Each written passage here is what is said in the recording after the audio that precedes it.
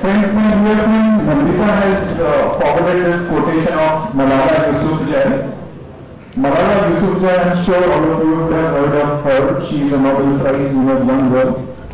She said, I don't mind if I have to sit on the floor at school. All I want is education and I am afraid of none. So, I think taking inspiration from there, I will just request all the student friends to come forward. Both the sides corridor, they have enough space. In fact, you can also start occupying some of the middle corridor also. Middle corridor. Please come forward. Let's settle down fast so that we can have Sarda sahib speak to us at the earliest.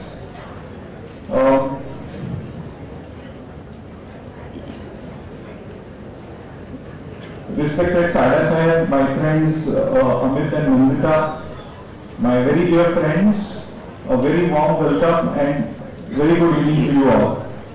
Welcome to this very unique program conceived by the Information and Technology and Fora Committee headed by Amit and Nandita.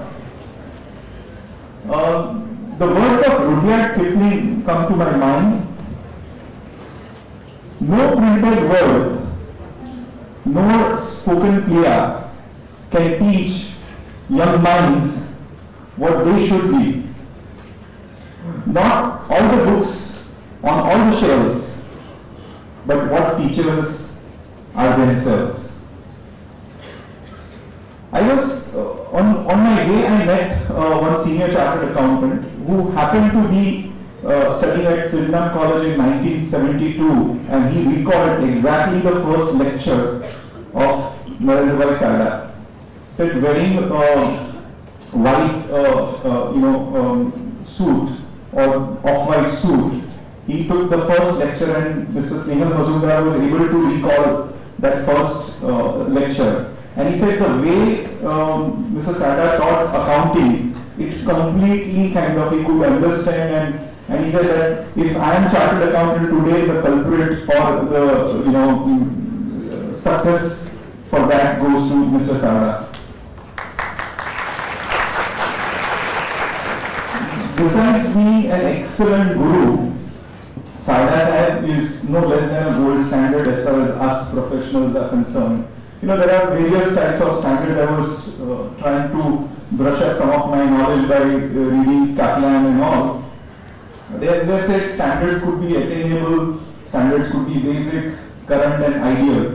And I must say that as far as Sarda sahib is concerned, he himself is an ideal standard as far as all of us professionals go. Friends, let me just say something about Bombay Chartered Accountants Society, which is a 66-year young organization. It was established on 6 July 1949. Within 6 days of Institute of Chartered Accountants of India being set up under the Act of Parliament on 1st July 1949. It was the foresight of our founding fathers that they felt it was required to have a voluntary association. A voluntary association that can pursue excellence.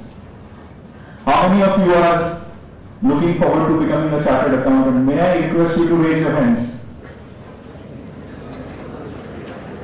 How many of you are wanting to become a gold standard chartered accountant like Mr. Sarda? Please raise your hands. Friends, I can tell you in today's time and age, Bombay Chartered Accountants Society through its various programs gives youngsters an opportunity to mold various facets of their personality. Be it studies, be it public speaking and other soft skills, leadership skills. As a young chartered accountant, opportunity to interact with senior chartered accountants without being afraid, or senior people who are so open and so forthright and helpful that this is one place where you get opportunity to interact and build your career. So here is an open invitation to you all. Do become member of Bombay Chartered Accountants Society's student group, or as soon as you become chartered accountant, make sure that you become member of Bombay Chartered Accountants Society and start participating in various activities. We now have a vibrant youth group within Bombay Chartered Accountant Society, so a lot of activities are by them, for them. Friends, Bombay Chartered Accountant Society also has a very sizable presence on social media. So follow us on Twitter, follow us on LinkedIn, follow us on Facebook, so that you remain aware of various activities of the society, and look forward to welcoming you all as young chartered accountants as soon as you get your certificate, of membership. With these brief remarks, I hand over the proceeding for the day to Amit Patel, Chairman of Information Technology and Forai Company.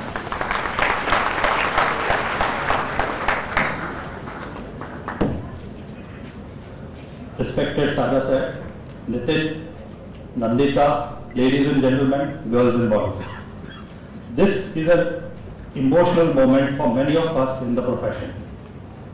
When a Shishya meets his or her Guru after several years, there is bound to be an emotional connect. Many of us in this room are in a way Shishyas of the great Guru that we see seated before us. Long gone back, Sarda sir used to take lectures on a few subjects for CA students. He could speak with ease on standard costing, on holding company, subsidiary company, and several other topics.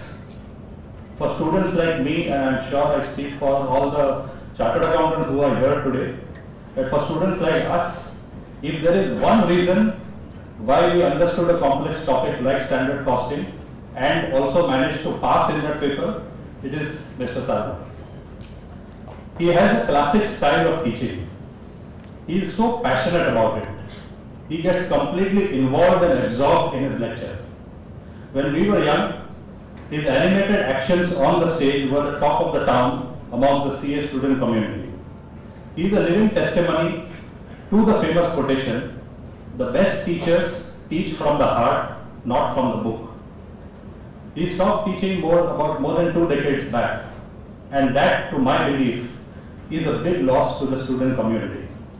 His gentle manner of tutoring is such that it gives a clear message to the student that it is not necessary to learn by heart any subject in order to pass. What is more important is that you understand what you are studying. It is my sincere hope and prayer that the CA profession gets many more such gurus like Mr. Sarda, so that the new entrants to the profession are able to understand the complex topics instead of merely learning them by heart. Aristotle once said, "The one exclusive sign of thorough knowledge is the power of teaching." I am confident that once all of you young students hear Mr. Sarda, you will completely agree with this statement. Generally, I would say that a person of the caliber of Mr. Sarda needs no introduction. But considering that more than 95% of the audience today were probably toddlers when Sarda sahib left teaching, I think it would be doing great injustice to all of you if you don't hear the inspirational aspects of his glittering career. Mr. Sarda was a partner in the CA firm PC Hansotia and Company for 41 years, from 1970 to 2011. For those of us in this room who get bored after a year or two in the same work, doing the same work, please remember 41 years in the same firm.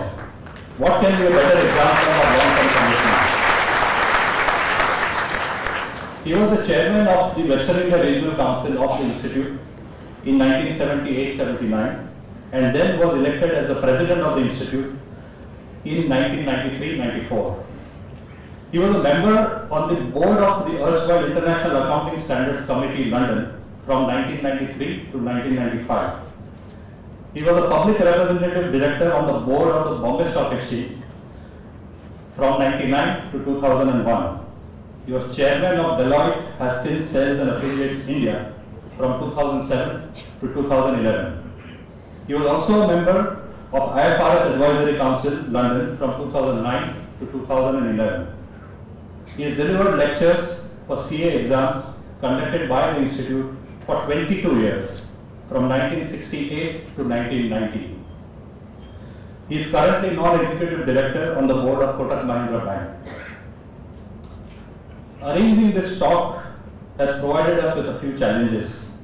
Firstly, last time Sarda sir taught, he used to use a blackboard and chalk. Today, this audience consists of boys and girls who are used to smart touch screen technology. Also considering that Sarda sir would definitely use a small board to write, the next challenge was to ensure that this large audience can actually see and read what he is writing. To help us counter this challenge, we have been offered assistance by a member of our profession, Chartered Accountant Sandeep Ori, through his company called April Broadcast.com Limited. And he is a chartered accountant by qualification, but he always maintains that he has wasted a seat in the institute. And I'm thankful to Sandeep for volunteering his services for this event free of cost for the benefit of the Bombay Chartered Accountants Society. I would also like to thank our committee convener Pinky Shah and the other members of the committee for working very hard and taking care of the minutest details of this event. Thank you, Pinky. But of course, the biggest challenge in arranging this talk was to convince Sarda sir to once again take up the mantle of teaching after so many years. He very graciously accepted the convincing appeal of my co-chairperson Nandita, and hence here we are. Sir, we are very, very grateful to you for this. And before I request him to speak, I would request Nandita, the co-chairperson of the Infotech and 4i committee, to present a very small token of our gratitude, our respect, and thanks to Mr. Sarda.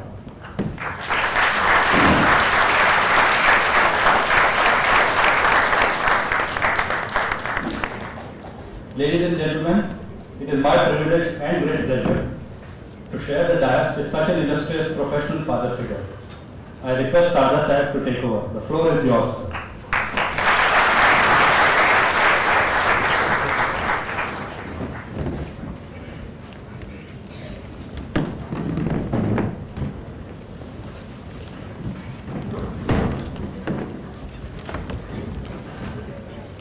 I request students to come forward. Outside students are not able to enter, so Please come forward. please come forward. Please come forward. आ जाओ आगे आ जाओ बीच में Please come this, एक आधा seat come here, खाली this है. side, this Why side. don't you take one of the seats which is just go ahead and sit on that seat. Come आगे आ जाओ.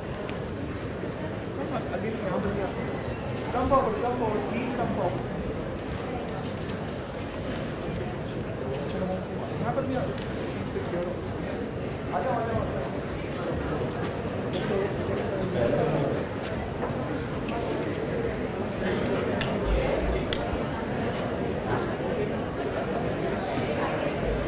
Please come forward.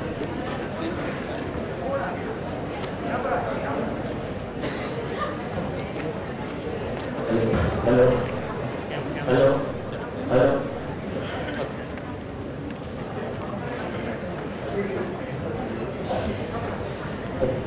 I should go to see this, sir.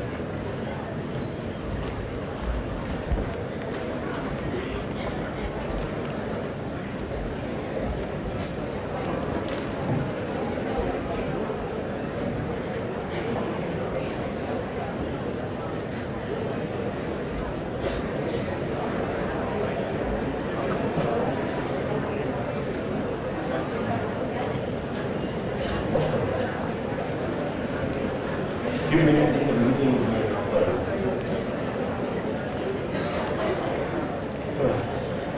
थोड़ा आगे I should be able to see that.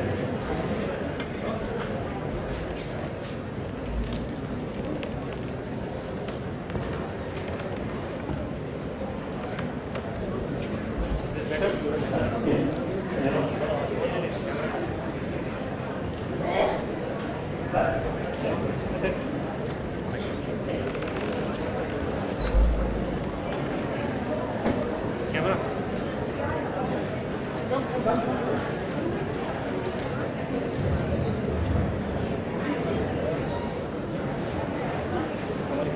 Please don't stand near the door so that new students can enter.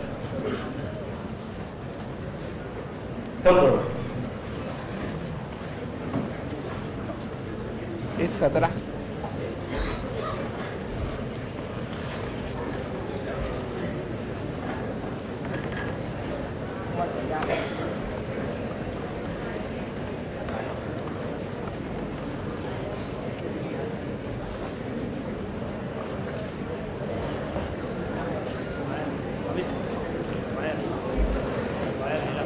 पीछे का wire हिला, wire हिला।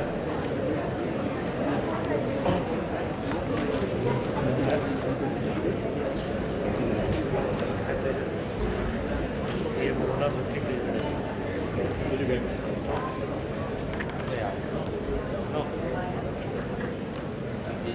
ये wire निकला क्या? एक ही है, एक ही कनेक्शन है। नहीं है।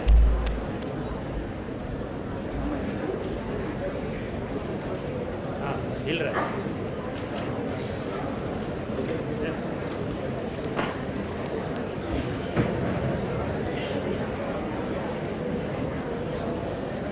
He'll focus on Full screen will run. yeah, he will focus on the Full screen. तो बैठा हो हाँ जरा हो गया नहीं बैठा हो just wherever you find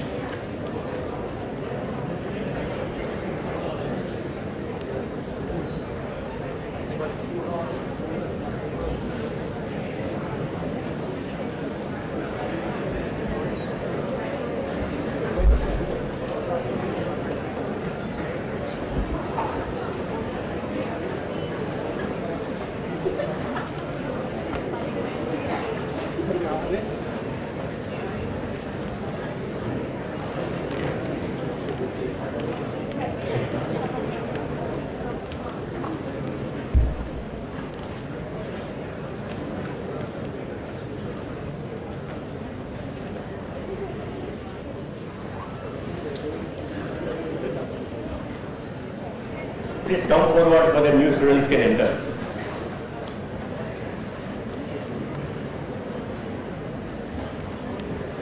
President of the Institute, Bombay Chartered Accountants Society, Amit, Nandita, other office bearers of the Bombay Chartered Accountants Society, and students' friends.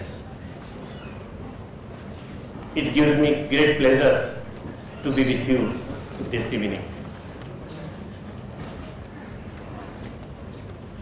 I started teaching for CA exams conducted by the Institute of Chartered Accountants of India in 1968. And today, after 47 years, I am giving the lecture again. I discontinued in 1990, so after 25 years, I am giving this lecture.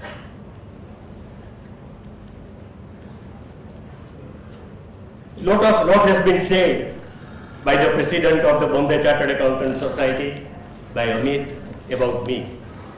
And they have expressed very high praises for me.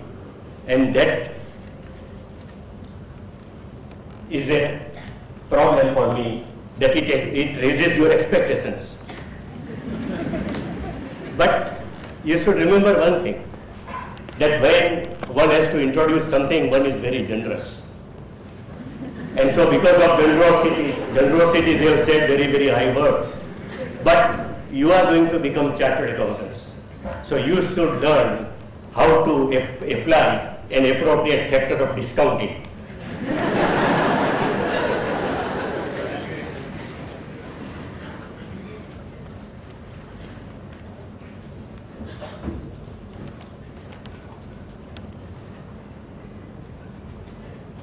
I used to teach number of topics. Standard costing was one of them. Other topic which was mentioned was holding company. The consolidated balance sheet. When A is the holding company of B, B is the holding company of C, A also holds some shares of C, and how you prepare the consolidated balance sheet. I used to take seven lectures of 2 hours each on that topic. I have never used a piece of paper in my lectures all these years.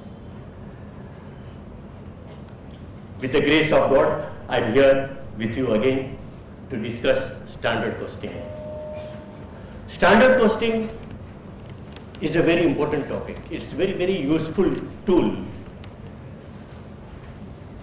Students feel that it is the topic where there are a lot of formulas, and one has to remember a lot of formulas, and it is very, very difficult. I would like to confess before you that I do not know even a single formula. Standard costing, I do not know even a single formula. I am going to teach without any formula. We will use logic, concept, the principle, and we will discuss what is standard costing. With the development of service sector in our economy, we are more discussing more about software and number of new items, but we have forgotten what is important for manufacturing, because service sector has become very important, and so in service sector, whatever are the products, financial instruments and software and so many things, those have become the talk of the day, and we are not giving that much importance to manufacturing. But for a sound economy, exports are required, manufacturing is required, and that is why our Prime Minister Narendra Modi has brought the principle that make in India. And when we apply that principle, make in India, it will be necessary that we increase our manufacturing capabilities. We do manufacture, but we are not very cost effective. Though our standard of living is low in India, our cost of the production is very high because of inefficiencies and because of wastages and because of less of efficiency in the process of production, that our cost is very high, and in some products the MSP, the minimum support price, is higher than the export price because our production is very costly. We have to learn how to do the manufacturing, how to reduce the cost, and standard costing is a tool which helps us that how you can control the cost. Entire activity of manufacturing, you break down into various units of material, units of labor, various units. You lay down the standard, you compute the actuals, compare the standard with the actuals, compute the deviations, variances, study those variances and find out where the cost has gone up, where the things have gone wrong, and you can take rectifying action to reduce the cost. In any activity, two things are required: planning and control. First, you should plan how you want to do, what you want to do, in what manner you want to do. Planning is required. And after planning, plan should not remain on paper. You should execute it. You should control it. You should monitor it. And the plan you should be able to monitor, and in that monitoring activity, in that controlling activity, standard costing is very useful. You lay down the plan, what you want to do, in what manner you want to manufacture, how you want to manufacture, then compute the actuals, second step. Actually, during a particular month, what happened, what is the cost incurred on various factors. So standards are there, actuals are there. Third step is compute the variances. And fourth step, take corrective action, that wherever the variances are adverse, wherever the things have gone wrong, wherever the cost has gone up, what corrective action should be taken. So standard costing is an important tool. There is another topic, marginal costing. That is also very important, because when you are at a particular stage of production, in future, whether you should increase production, you should decrease, whether you should undertake a particular level of activity, you should not undertake, marginal costing becomes very important. And marginal costing is also very, very useful for decision making. And I intend to give you more than what you are expecting. You are expecting a lecture on standard costing. I am going to discuss a little bit of marginal costing also, so that you do not have to say, deal bage more.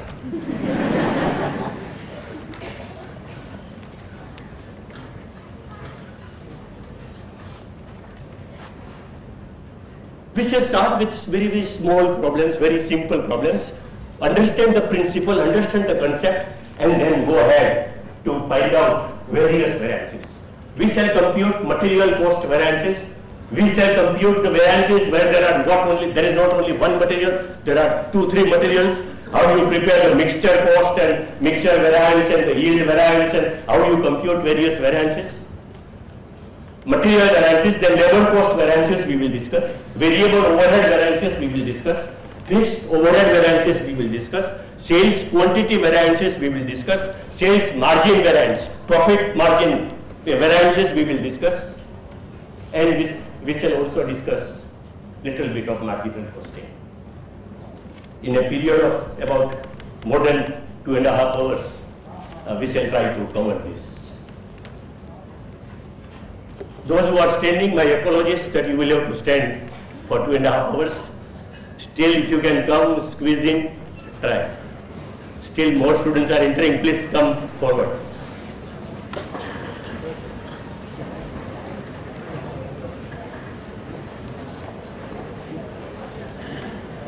We shall start with material cost variances. Let us start with a very, very simple example. Simple, sister of dimple.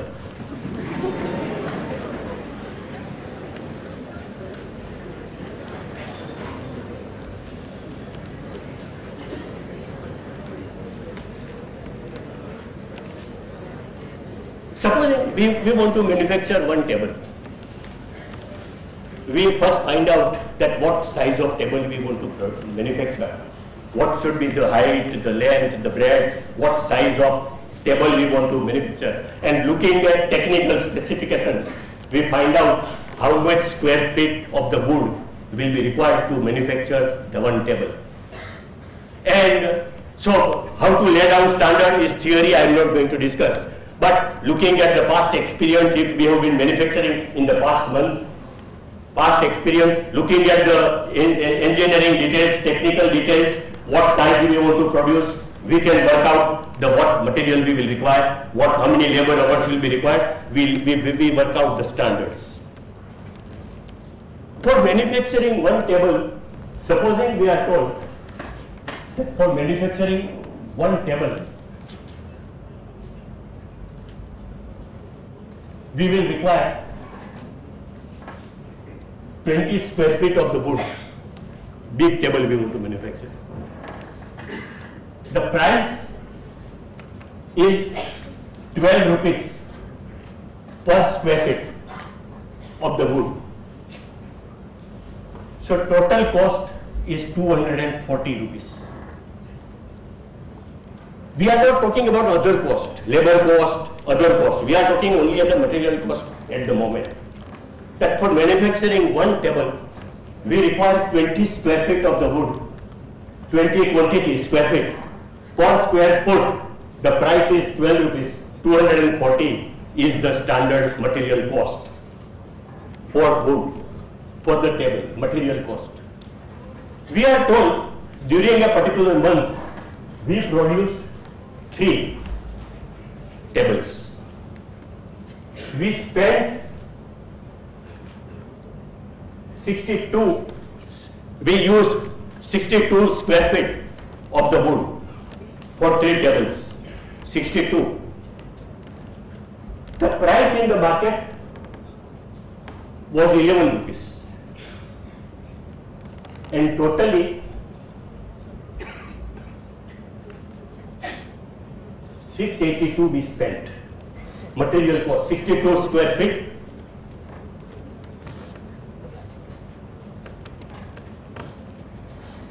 And how many Thank you.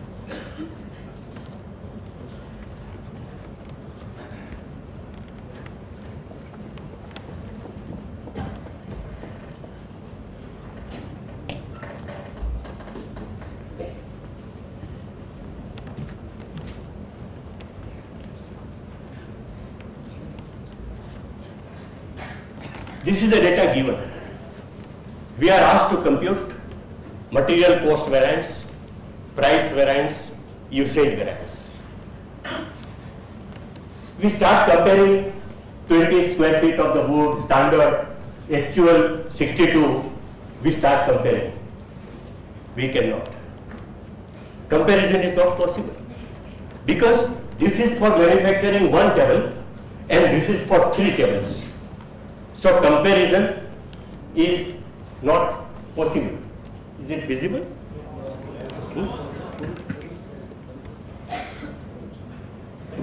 The lights can be.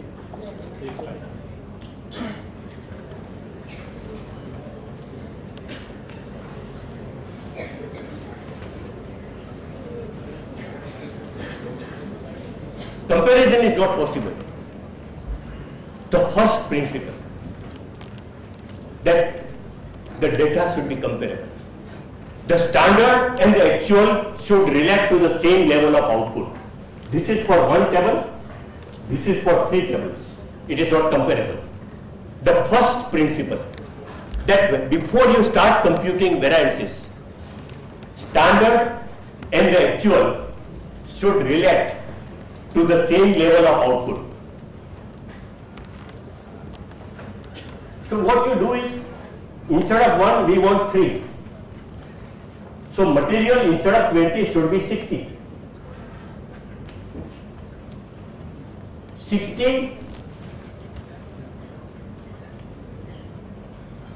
Price is 12 rupees per square foot. So it will not change. We are changing the quantity. Price is per square foot of the wood. So for one table 20, for 3 tables we should have consumed 60. And at 12 rupees, the cost should have been 720. Instead of 720, we spent 682. So the first variance, material cost variance, is the standard cost minus actual cost, 682. 682, 38. Is it adverse or favorable? Favorable. We spent less, so it is favorable variance. It is the material cost variance. Material cost variance we divide into 2 parts. The price variance, the quantity variance. Price variance, difference in price. 12 and 11. 12 minus 11. Multiplied by quantity to find out the impact of the price. Now whether to multiply by standard quantity or actual quantity. Standard quantity is 60. Actual quantity is 62. In the exam, there is lot of tension. And so we forget that whether to multiply by actual quantity or standard quantity. It is normal. So if there is tension, don't bother. It is normal. So exam we have forgotten. We have forgotten that whether to multiply by standard price or standard quantity or actual quantity. Just remember one thing, that I told you, Mr. Sarda told you, that you went to the market. When you went to the market, when you started from your office or factory, you thought the price would be 12 rupees in the market. That was the expectation in your mind. When you went to market, you are told price is 11.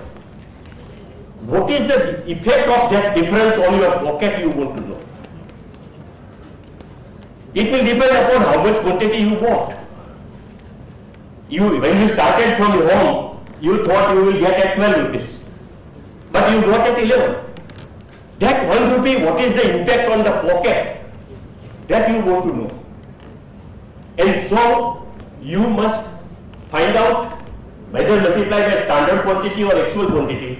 impact on the pocket will depend not on the standard what you should have consumed, but what you actually bought and actually consumed. And so actual quantity. Actual quantity is 62.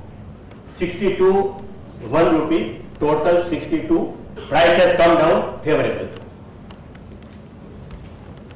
Quantity variance, difference in quantity. Difference in quantity, 60 minus 62. Multiply by price. Which price you offer the order? You want to compute quantity variance. You want to know the effect of quantity change. That 60, instead of 60, you are consuming 62. Effect of quantity change. When you are trying to find out the effect of quantity change, you should assume price has not changed. Otherwise the effect of price change and quantity change will get mixed up. You are at present not interested in effect of price. You are interested in the effect of quantity, that because of quantity change, how much more you have to spend or how much less you have to spend. Whenever you are computing quantity variance, you have to assume price has not changed. Standard price has continued. There will be so many variances we will be computing. Yield variance, mixture variance, so many quantity variances we will compute. In any of the quantity variance, actual price can never come. In any of the quantity variance, you may be computing mixture variance, yield variance, volume variance, so many variances we will compute. If you are on this side, quantity variance side, not in price, you are not trying to compute the effect of price, you are trying to compute the effect of quantity, then you must assume price has not changed. Standard price has continued, and the standard price was 12 rupees.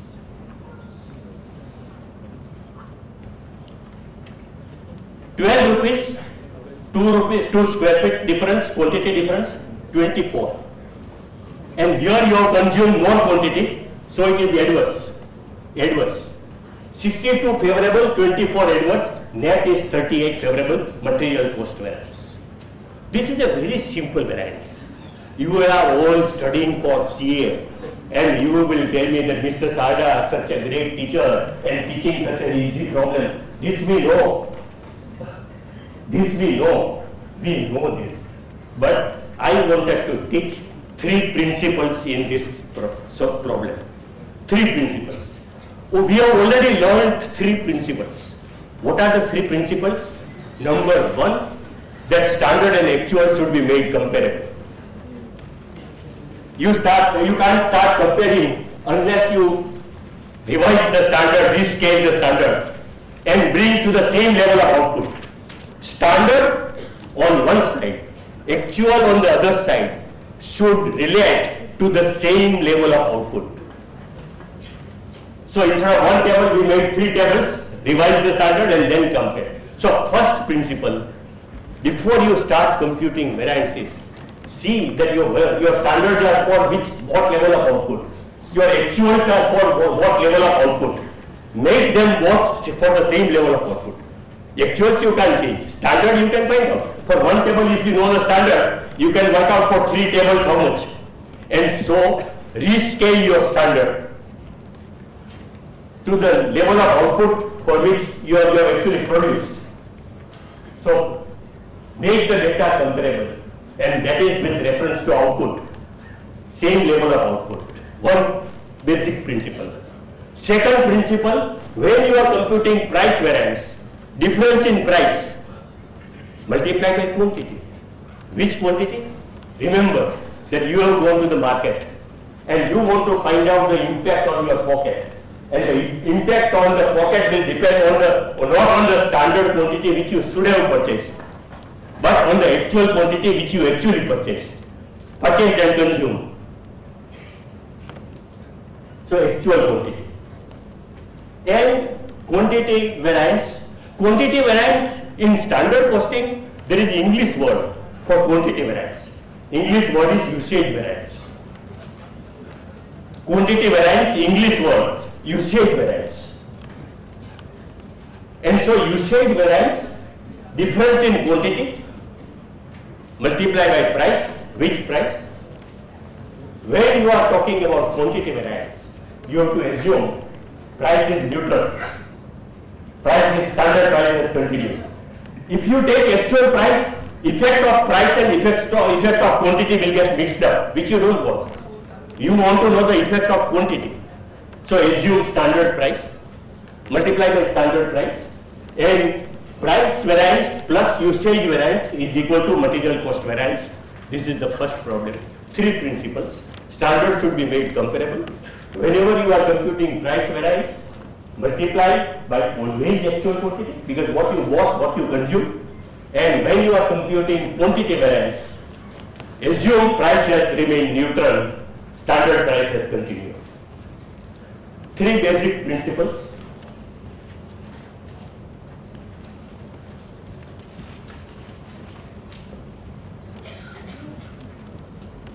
Is it visible? Does it come there? Little bit.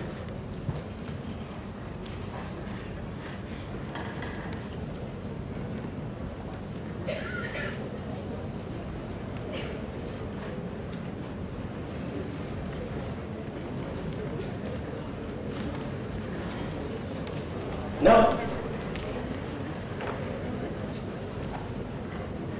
I am taking another example that we are using 3 materials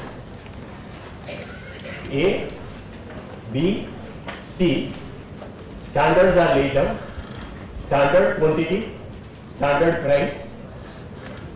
Quantity 600, 360, 240. Total 600, total 1200.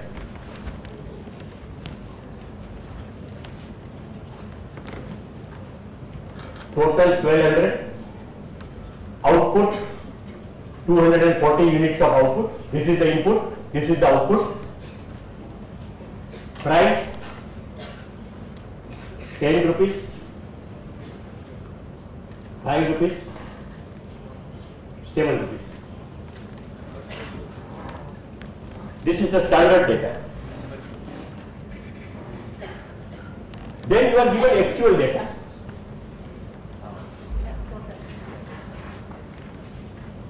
It's coming down? Yes. Very good.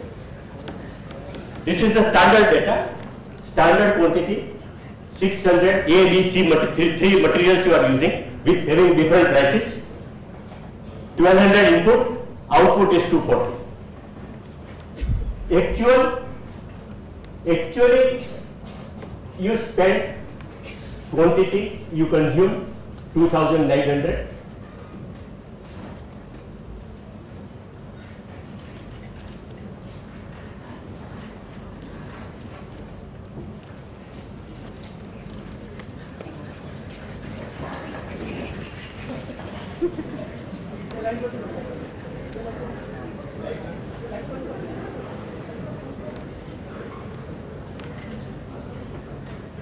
Actually, you spend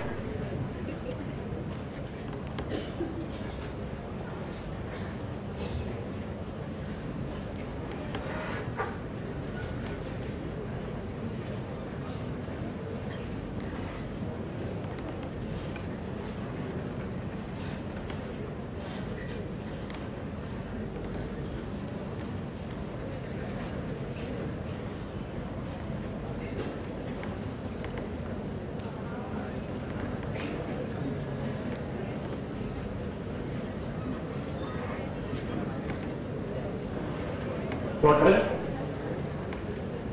2900, 1900, 1400. Total is, here everywhere we have spent more, consume more.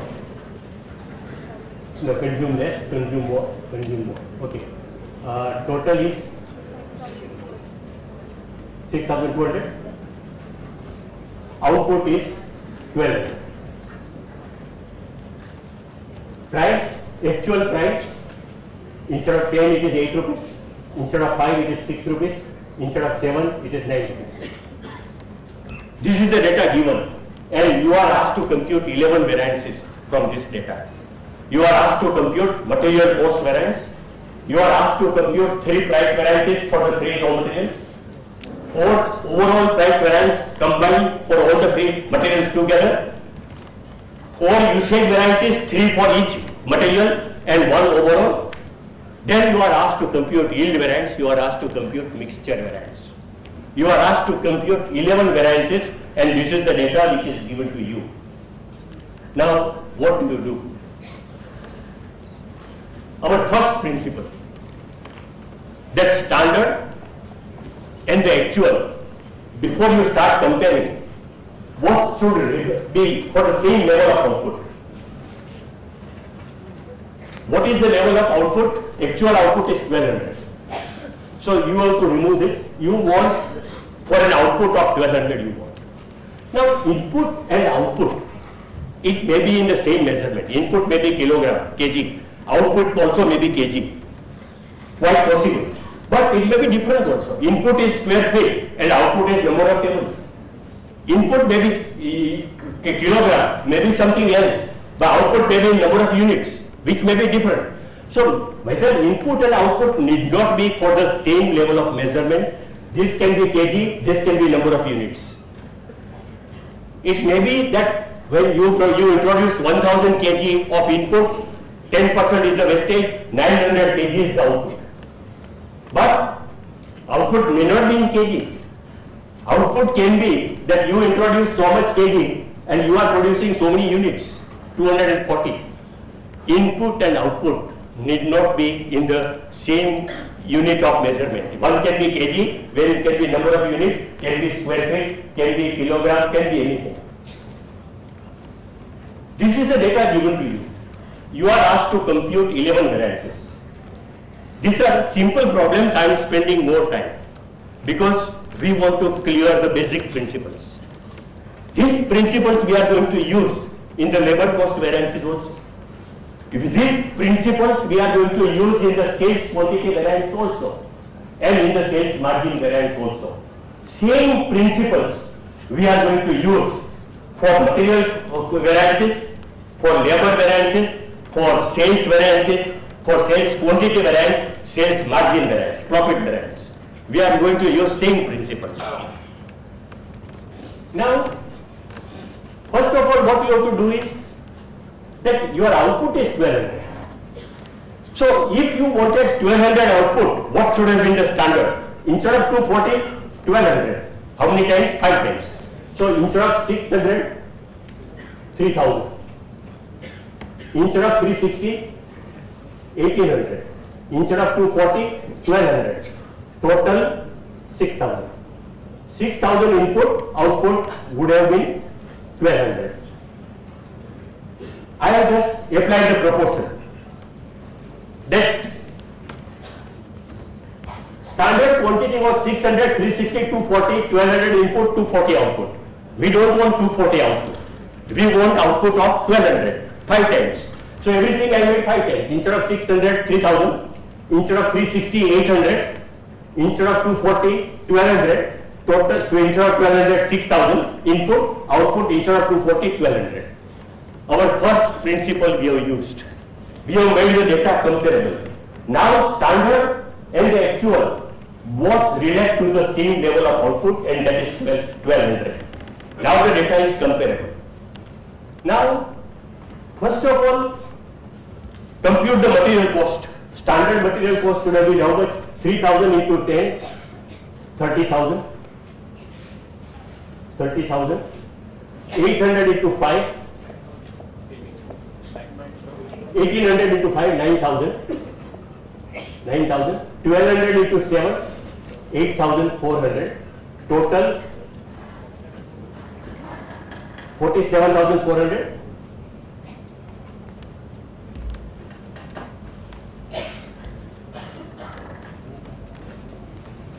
Is it okay?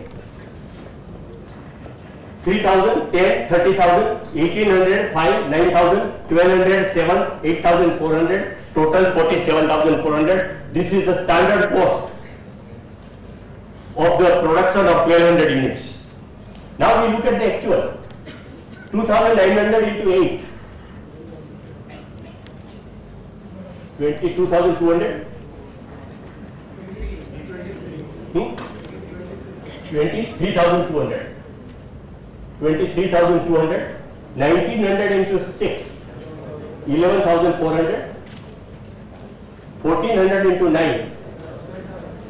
12,600? No. 12,200? 12,600. Total?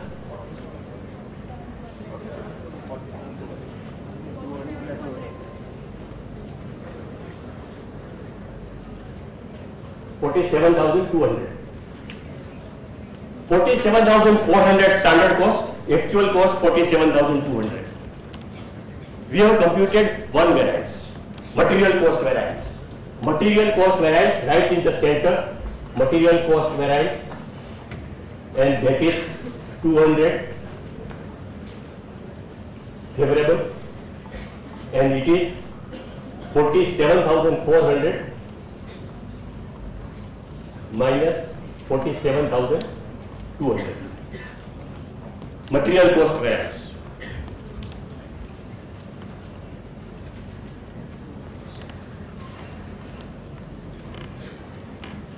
Material cost variance 200 favorable, that we divide into price variance, usage variance, price variance, usage variance, price difference in price. There are three materials.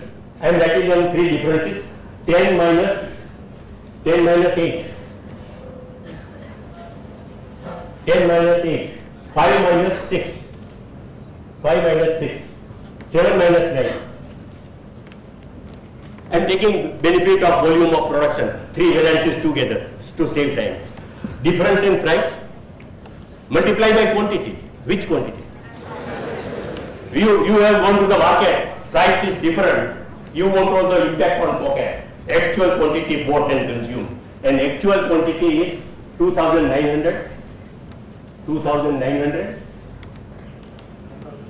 Then 1,900 and 1,400. 1,900, 1,400. Actual quantity. Variance 2,900 into 2, 5,800. Favorable. Price has come down. 10 minus 8.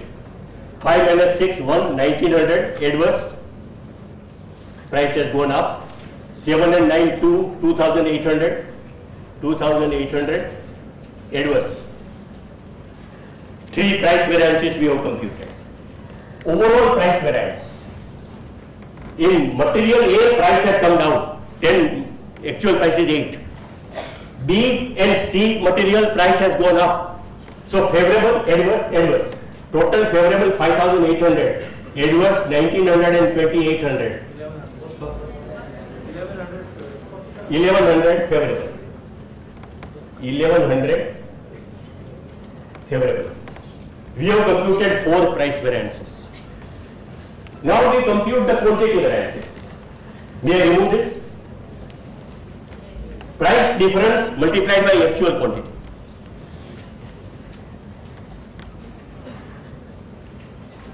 This is overall is 1,100 favorable.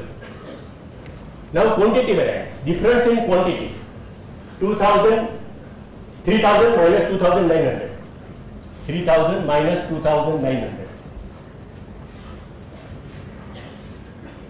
1,800 minus 1,900. 1,800 minus 1,900. B and C is 1,200 minus 1,400. 1,200 minus 1,400. Quantity difference, usage variance.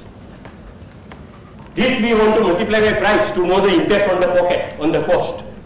Quantity we have to multiply by price. Which price? Standard price, actual price? Standard. In quantity variance, actual price can never come. Price has to remain neutral in every quantity variance. So price neutral, standard price 10,5,7, 10,5,7. This is 100 into 10, 1,000, 1,000 favorable. 1,800, 1,900, 100 into 5, 500, 500 adverse, 500. Adverse, 200 into 7, 1,400 adverse. Total adverse 1,900 favorable. 1,000. So total adverse net effect 900 adverse. 1400 and 500 adverse, 1000 favorable, 900 adverse. 1100 favorable, 900 adverse, net is 200 favorable. Standard costing is such a topic that when you prepare the financial statements at the end of the year, you can get satisfaction that balance sheet tallies both the sides, liability side, asset side, both the sides tally. You get the satisfaction, balance sheet tallies. Here also you will get satisfaction that it will tally at every stage.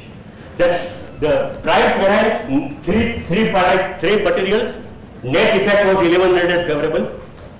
Usage variance, 3 quantity, net effect 900 adverse. 1100 favorable, 900 adverse, net is 200 favorable, it tallies. Everywhere it will tell you. You will be able to know yourself that whether your answer is correct or not. We have computed 9 variances. 4 price, 4 quantity, 1 material cost. Now 2 variances remain, yield variance and the mixture variance. Yield variance and the mixture variance. What is yield variance? Yield variance is input-output ratio. That whatever input you are putting, what output comes out, what is the ratio? Standard ratio is what? Is actually what is happened. You are comparing the effect. And that comparing the effect, that because of the input-output ratio, actual can be different from standard. What is the increase or decrease in the cost? That is the yield variance. So for yield variance, you have to look at input-output. 600 input, 1200 is the output, standard. Or you said 1200 to 40, originally in the problem, it was 1200 input to 40 output. So it is 20%, 100 input, 20 output. 1200 input to 40 output. After rescaling, 6000 input, 1200, ratio remains same. And ratio is what? 100 is to 20, 5 is to 1. So your input-output ratio is 5 units input, 1 unit output. Apply that ratio on the actual. What is your actual input? 6200. With 6200 input, what should have been the output? What should have been the output? 1200 and 1240. Input-output ratio. 5 input, 1 output, that is your standard ratio. You are applying standard ratio to which figure? To the actual quantity consumed. Actual quantity consumed is 6200. With 6200, output should have been 1240. Had the standard input-output ratio maintained, with 6200 input, output should have been 1240. But actual output is 1200. That means 40 units you lost. 40 units of what? A, B or C? 40 units lost. What? A, B, C. 40 units of output lost, not input. A, B, C are the input, the raw materials. There are 3 raw materials, A, B, C. This is output. With 1200 input, output should be 240. With 6000 input, output should be 1200. With 6200 input, output should have been 1240, but output is 1200. 40 units of finished product lost because of yield not maintained. Standard yield, input-output ratio, 5 input, 1 output. Had it been maintained, with 6200, output should have been 1240. This is the important figure, actual quantity consumed. Important figure. You may know the formula, but if you don't know what is the point at which you have to start, for which figure you have to compute, formula is useless. Input, output, with 6200 input, output should be 1240. We have lost what? 40 units of what? Finished product. Output. Find out the material cost of 40 units, and that is yield variance. You need not remember the formula. I also don't remember. So, find out the material cost of 40 units. Which material cost? Standard material cost or actual material cost? Which material cost? Standard or actual? We are talking about which variance? Yield variance. Yield variance, this usage variance, there are two, yield and mixture. We are computing yield variance. Yield variance is which variance? Quantity variance or price variance? Quantity variance. When we are talking about quantity, actual price can never come. Price has to remain neutral. Price has to remain neutral. Standard price has to continue. You want to measure the effect of quantity. Price effect should not be mixed up. So multiply by the standard price cost. Standard cost of what? 40. 40 units of what? Output. 40 units of output. Now, these are A, B, C input that we don't want. Total material cost of 1200 units is 47,400 standard. Standard material cost. Output. We are not talking about A or B or C. We are talking about output. For 1200 material cost is 47,400. We want for 40 units. We want for 40 units, and that is the yield variance. So 47,400 divided by 1200 multiplied by 40. So 30, it will be how much?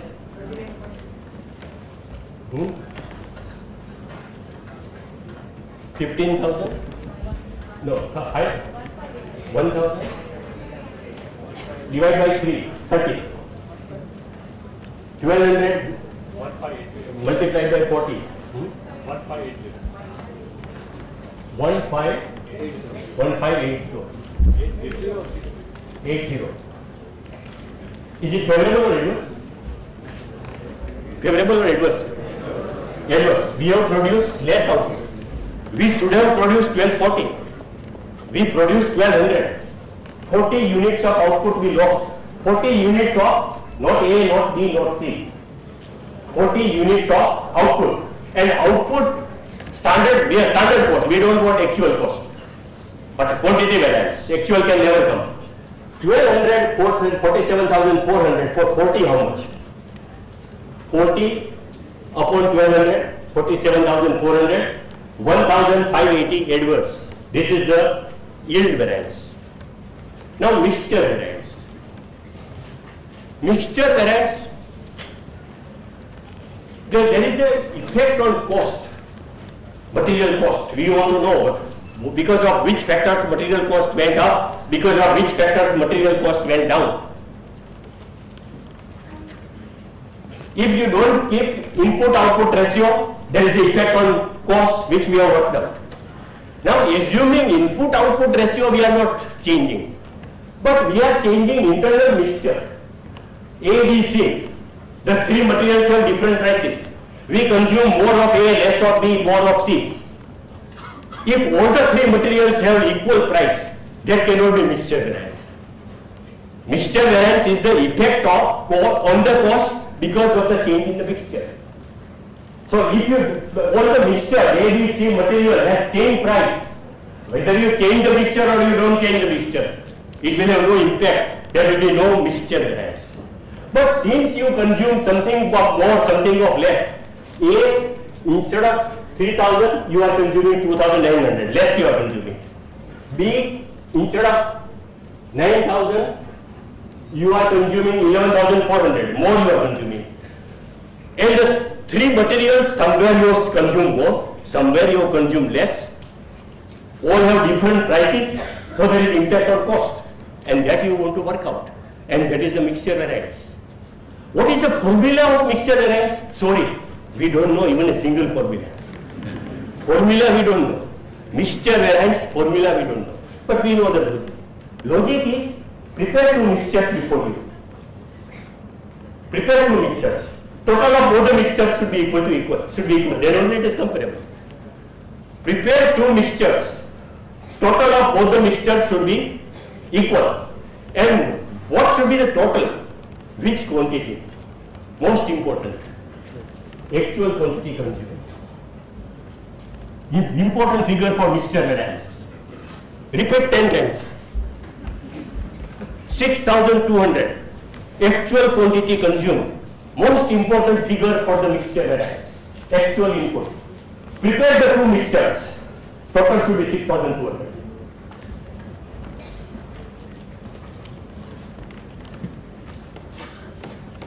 I am preparing the two mixtures. Total 6,200. 6,200. 6,200. Total is equal. Internal mixture, actual mixture I know, I can write down. 2,900, 1,900, 1,400. Actual mixture is given in the problem. Standard mixture, I have to use the standard ratio among A, B, C and apply. We want total 6,200. Standard ratio is what? 600, 360, 240. Or 3,000, 1,800, 1,200. Whether I look at this or I look at this, ratio remains same. And ratio is what? 600, 360, 240. 5:3:2. 5:3:2. So standard ratio input ratio was 5:3:2. Apply the standard ratio on which mixture? You want mixture of what? 6,200. So 6,200, prepare the mixture 5:3:2. A, B, C. A, B, C. A 3,100. B, B is what? 3 upon 10. 1,860. And C 1,240. Total should be 6,200. Both the mixtures total is equal. 6,200. Mixture variance, you remember try to remember the formula. Standard cost of the actual mixture minus the actual cost of the standard term. That formula very difficult. Even if you know the formula, if you don't know the starting point, which figure is important for mixture variance? Which figure? Actual quantity consumed. Repeat this 10 times.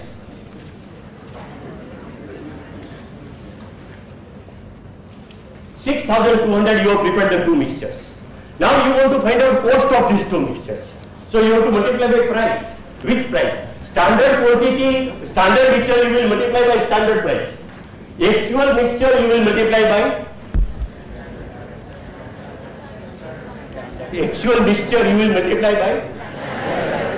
we are talking about quantity variance.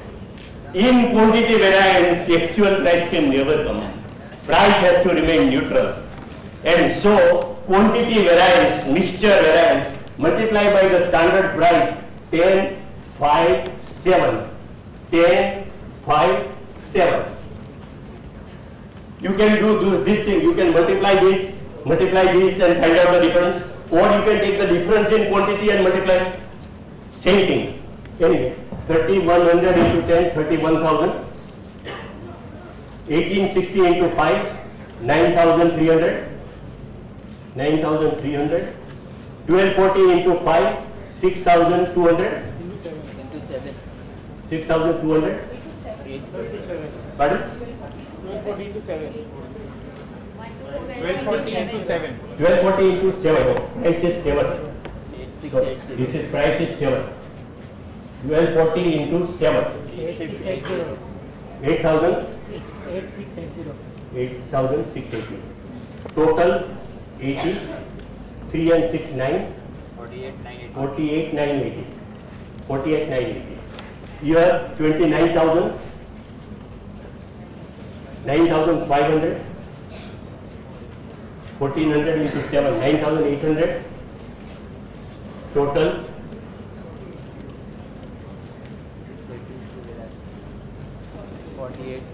48,300. 48,980, 48,300. Are the calculations correct?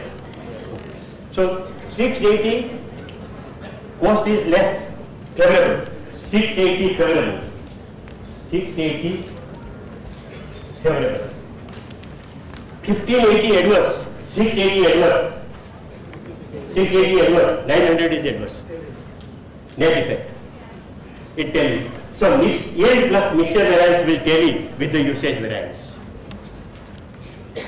In this problem, we have computed 11 variances. Principles which we use. Number 1, data should be comparable. The input was given 1200 input, output was 240. Actual output is 1200. So we have to revise the standard for 1200 output. So before starting comparison, we have to make standard data and the actual data both for the same level of output. That was the first principle.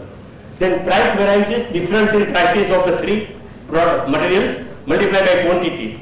Price difference multiplied by which quantity? Actual. You have gone to the market, you want to know the impact on the pocket. So actual quantity. In the exam also you will remember that Mr. Sarda told you that you went to market, you told price is different than what you had expected.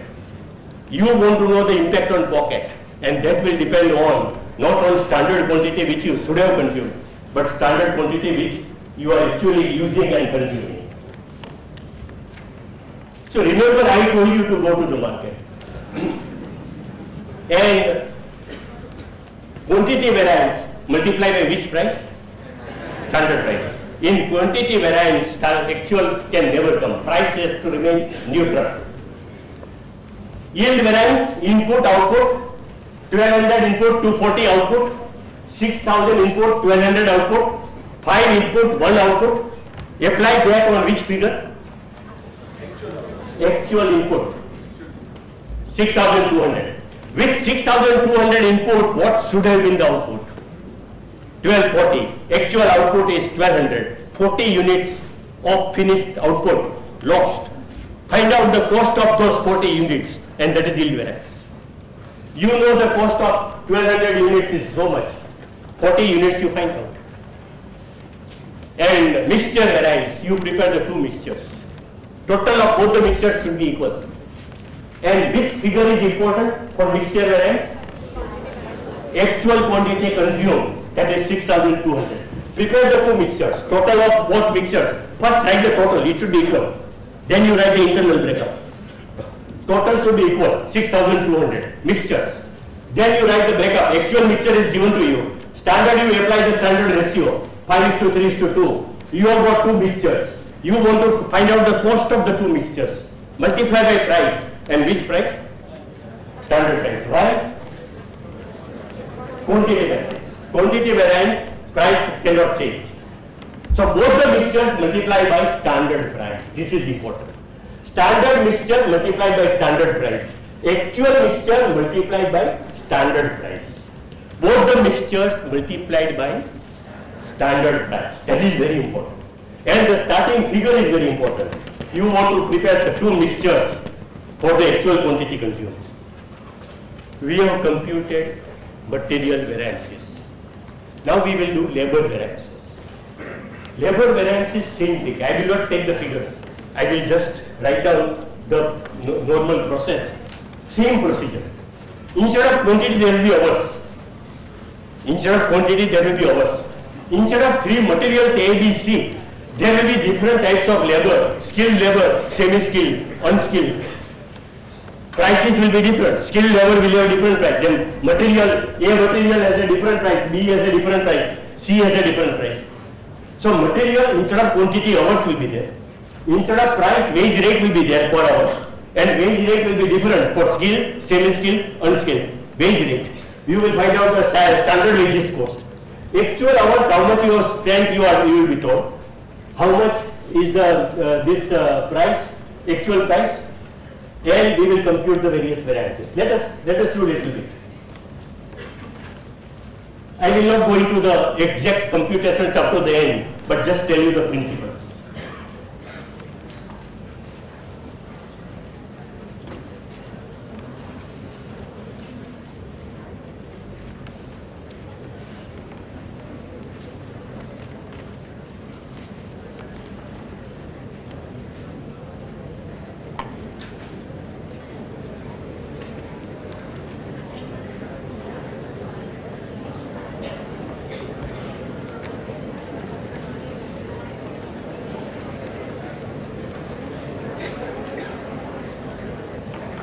Standard costing is the easiest topic because you don't have to remember even a single formula. Standard costing. Now, you are told that you are having a gang of workers, that per hour you have skilled, semi-skilled, unskilled. Three types of workers are there in your gang. And normally you use a gang of say 25 hours, 25 these people, 25, let's take 15, 15 and 10. Let us take total 50. 25, 15, 10. This is one gang. Total 50.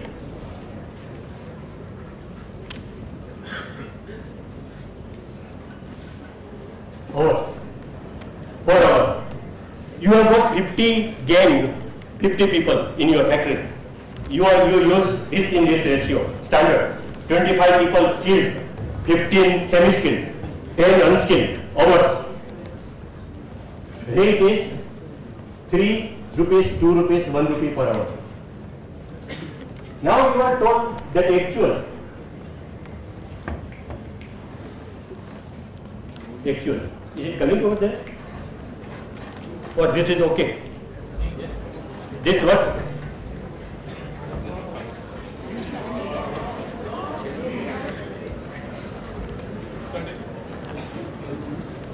Figures are not important, principles are important.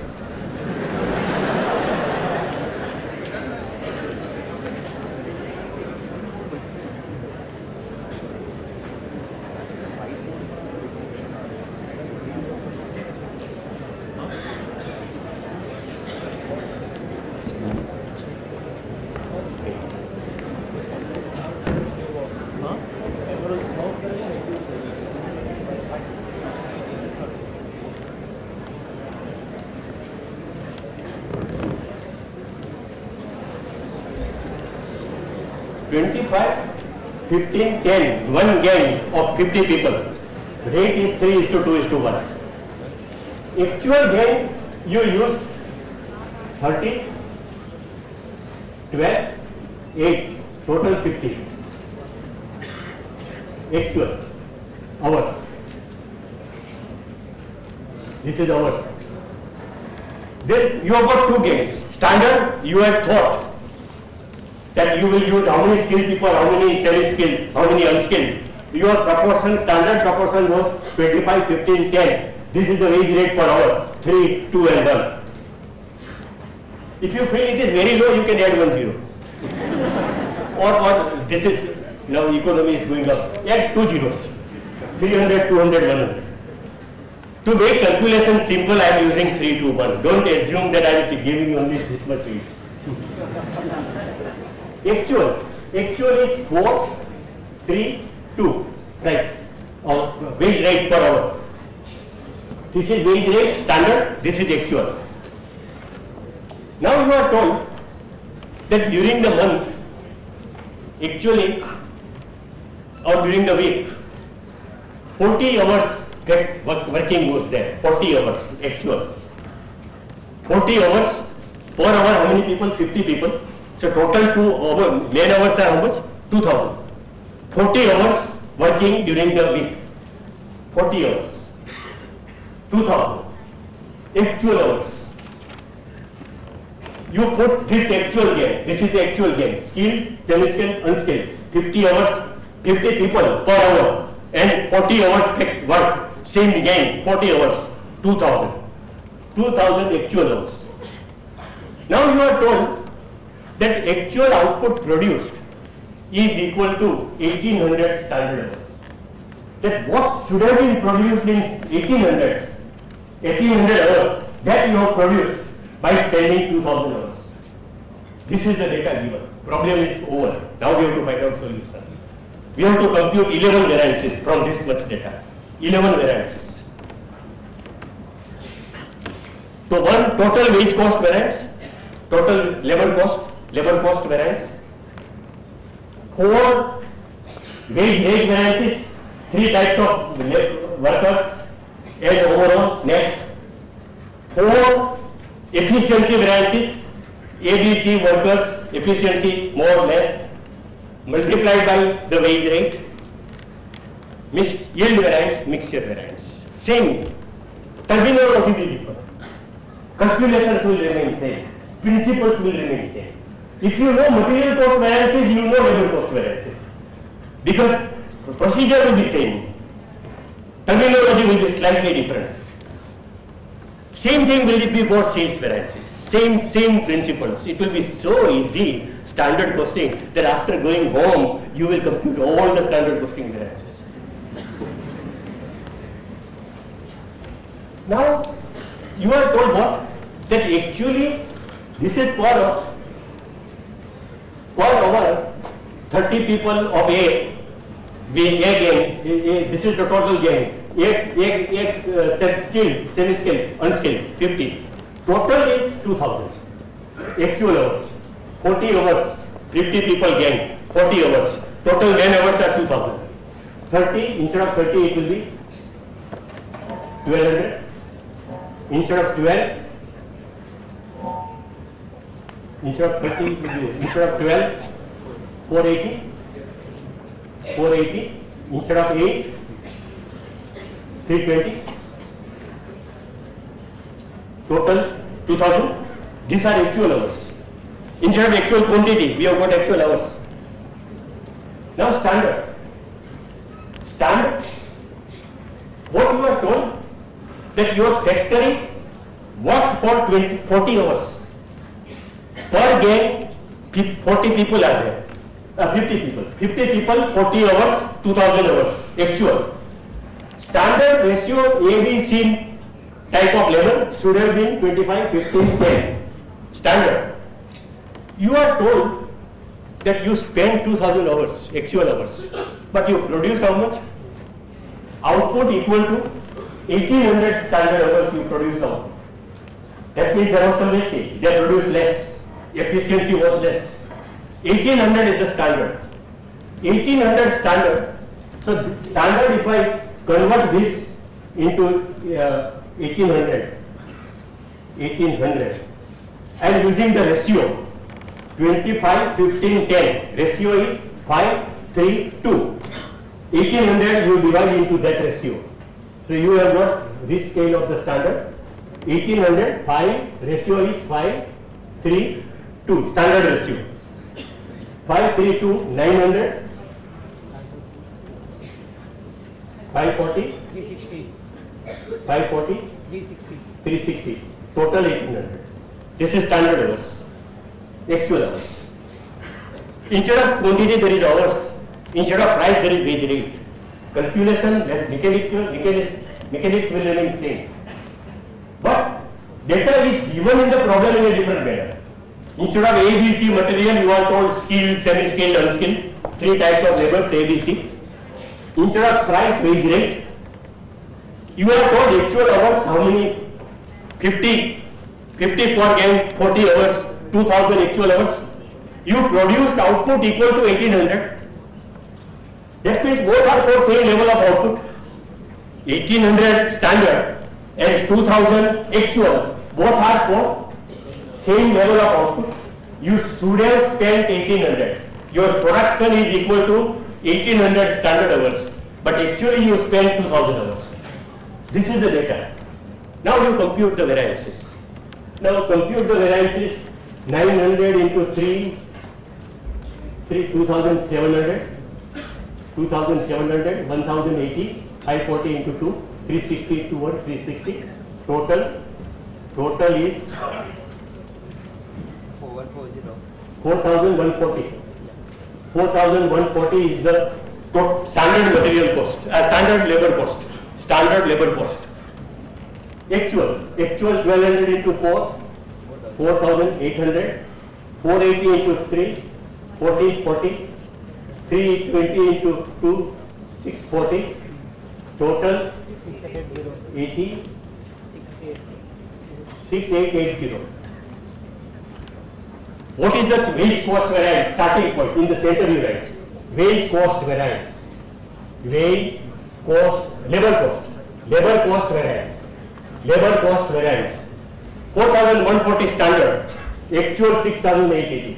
4140 minus 6880. Difference. 2740. 2740. Yes. Favorable or adverse? Actual cost is more adverse. Labor cost variance 2740 adverse. We just computed like what we computed. Standard quantity, standard price, actual quantity, actual price, standard cost, material cost. Divide into three variances. Instead of price, it will be called wage rate variance, labor rate variance, labor rate variance or wage rate variance, labor rate variance or wage rate variance. And this will be, instead of quantity variance, hours will be there, and hours means efficiency. So name will be efficiency variance. Efficiency variance. Name will differ.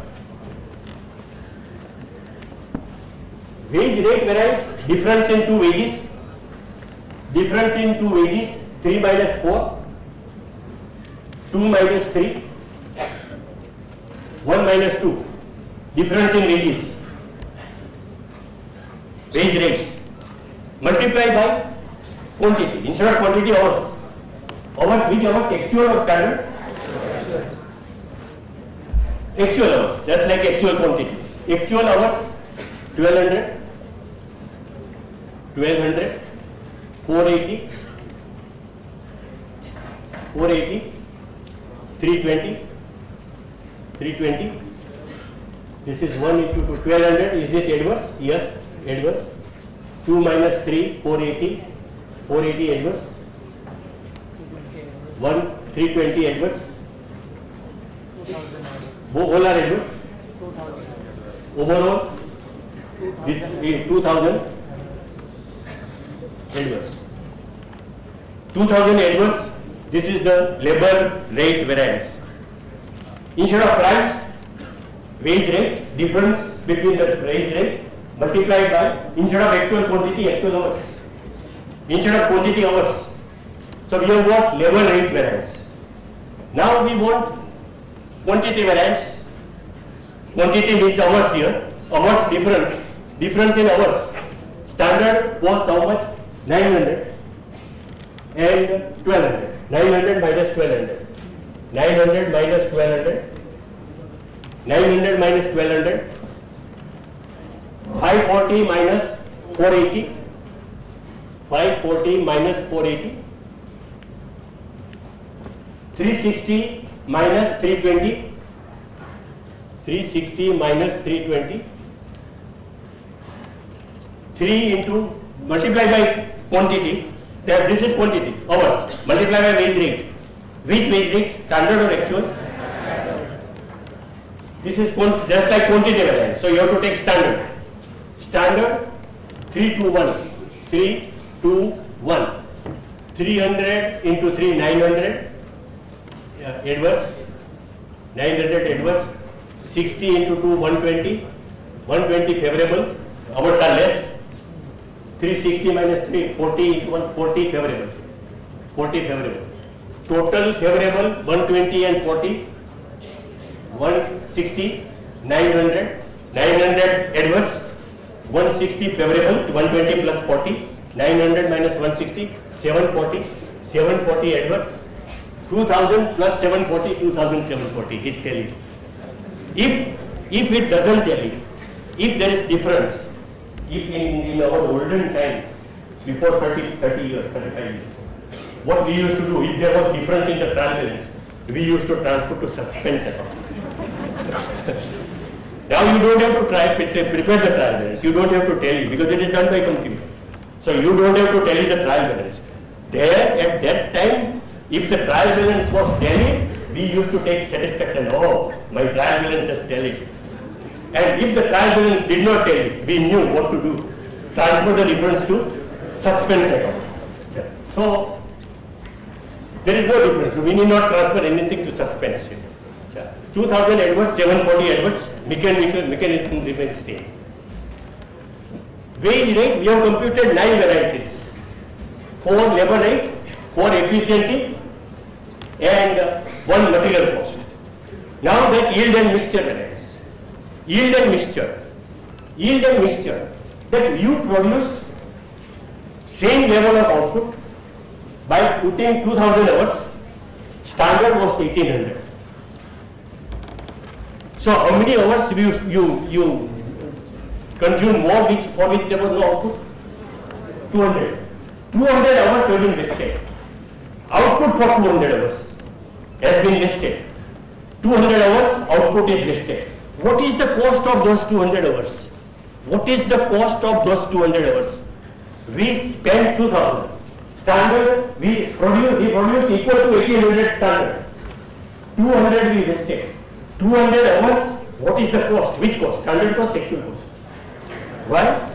We are talking about quantity variance. And so, actual can never come. Standard cost of what? You want 200. We want standard labor cost of 200 units. Of which ABC, no, not ABC, overall. We want labor cost of 200 hours, which we have wasted. We spent 2000 hours, we should have spent 1800. 200 hours we wasted. What is the cost of 200 hours? 1800 hours cost is 4140. Standard. You don't have to look at actual, because it is a quantity variance. So standard 1800, 4140, we want for 200. Divide by 9. 4140 divided by 9. This is yield. This efficiency variance divided into 2. Yield and mixture. Yield variance 4140 divided by 9. For 1800, 4140. For 200, how much? 4140 divided by 9. 460 adverse. 460 adverse yield variance. We wasted some hours. We spent 2000 hours. We should have spent 1800 hours. 200 hours cost, we found out. Cost of 200 hours. Standard cost. We know the cost of 1800 hours is 4140. For 200 how much? Yield variance computed. 460 adverse. Mixture variance is the easiest variance. Easiest variance. You know that total of these two is equal to 740. So you can write down the mixture variance. 740 minus 460. How much? 280. 280 mixture variance. Computed easily by shortcut method. This is called shortcut. Only problem is that the examiner will give marks also by shortcut. And so let us compute. Let us compute. For computing, what we will prepare? Two mixtures. Two mixtures of what? There we were taking what in the material cost variance? We were taking what as the starting point? Actual quantity consumed. Actual quantity consumed. Here actual hours consumed. Principles remain same. Terminology may differ. Instead of quantity there will be hours. 2000.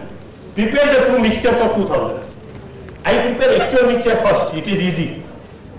Given in the problem. 1200, 480. No. Is it how much? 1200, 480, 320.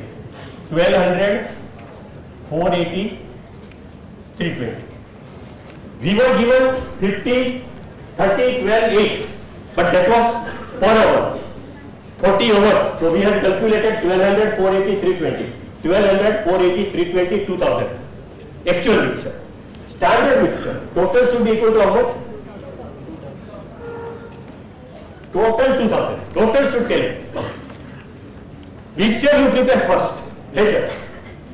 First write down the total. Total of the two mixtures has to be same. 2000.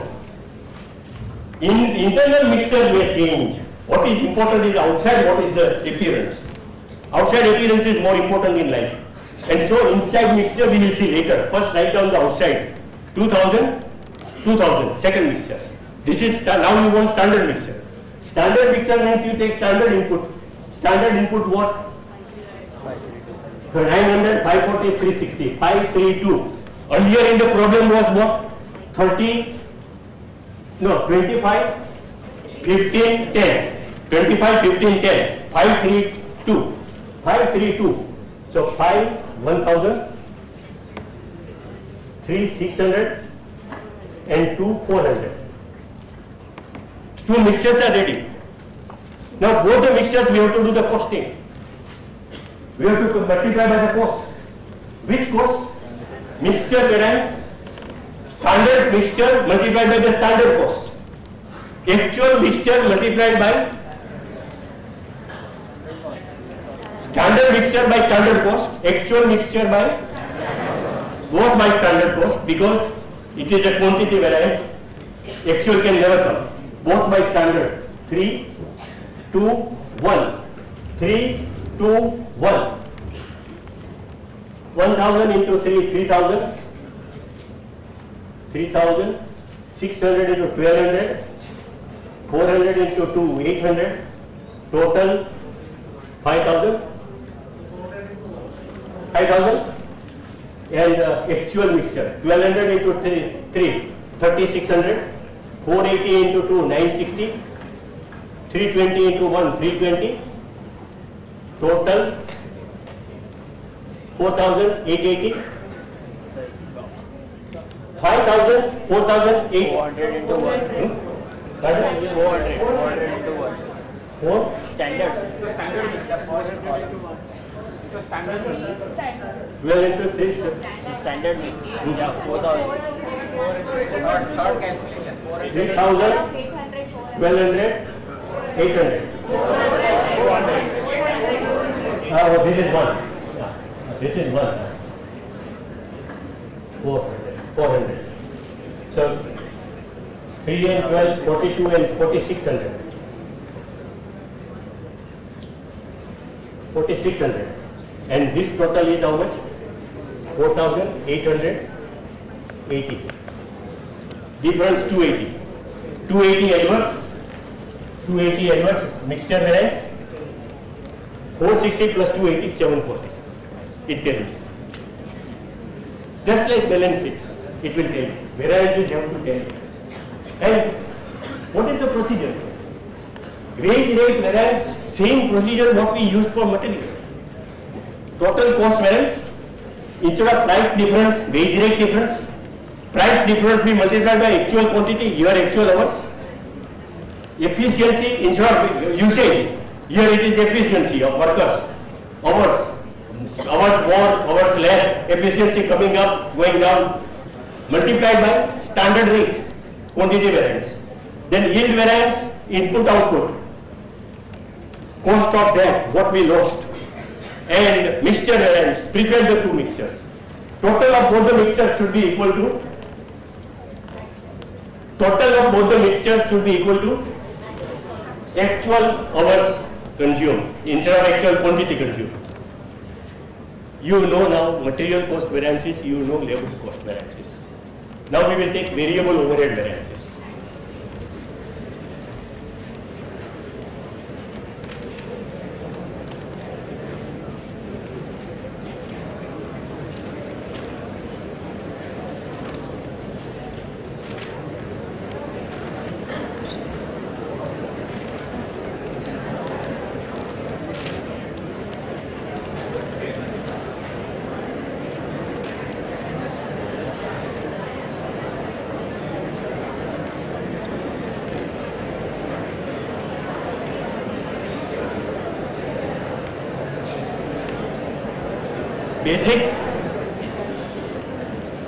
Basic principles.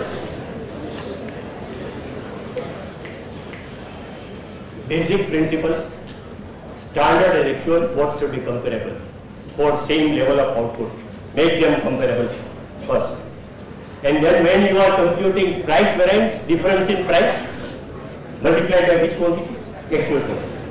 And when you are computing quantity variance or efficiency variance, difference in quantity, difference in hours, multiplied by standard wage rate or standard price. Mixture variance, input output. Whatever you missed, whatever output more or less produced, find out the standard cost of that output, and that is yield variance. And mixture variance, prepare the two mixtures. Total of both the mixtures should be equal to actual quantity consumed, actual hours consumed. Prepare the two mixtures, standard ratio, actual given in the problem, and costing of that, both multiplied by the standard cost, because it is a quantity variance. Actual price can never come. No formula required. Now variable overhead variance, very easy. Variable overhead, we are told standard actual,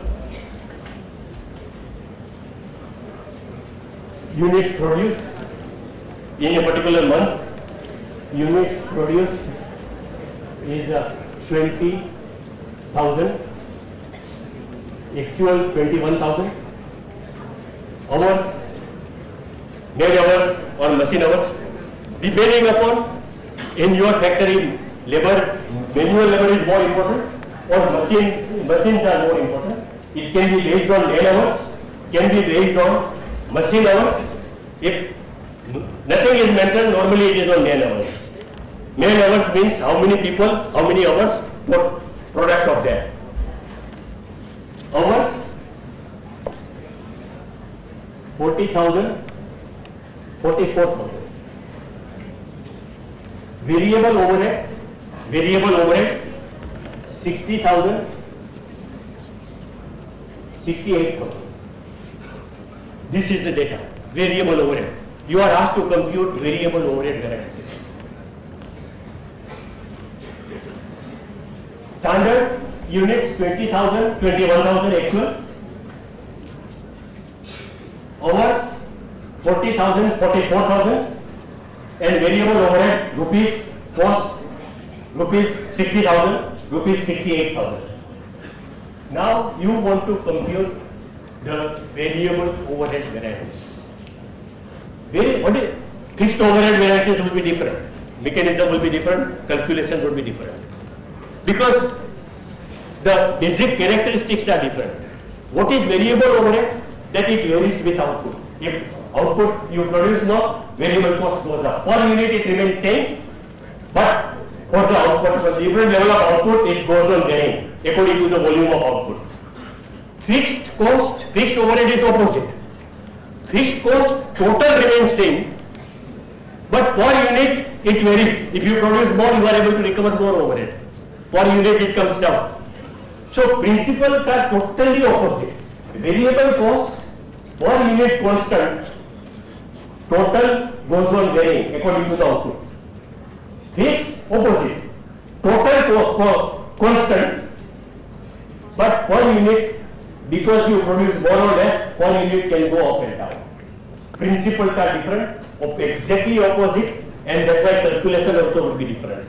Computation of variance also, it will not be like paste and copy paste. That what we did, whatever was material variances, we copy pasted to labor variances.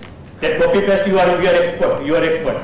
So that material variances copy paste make it labor variances. You only change the terminology. Instead of quantity hours, instead of price labor rate per hour, and instead of usage or quantity consumed, it will be efficiency hours. Terminology will differ. Otherwise, you can do copy paste. Only while doing copy paste, just apply mind.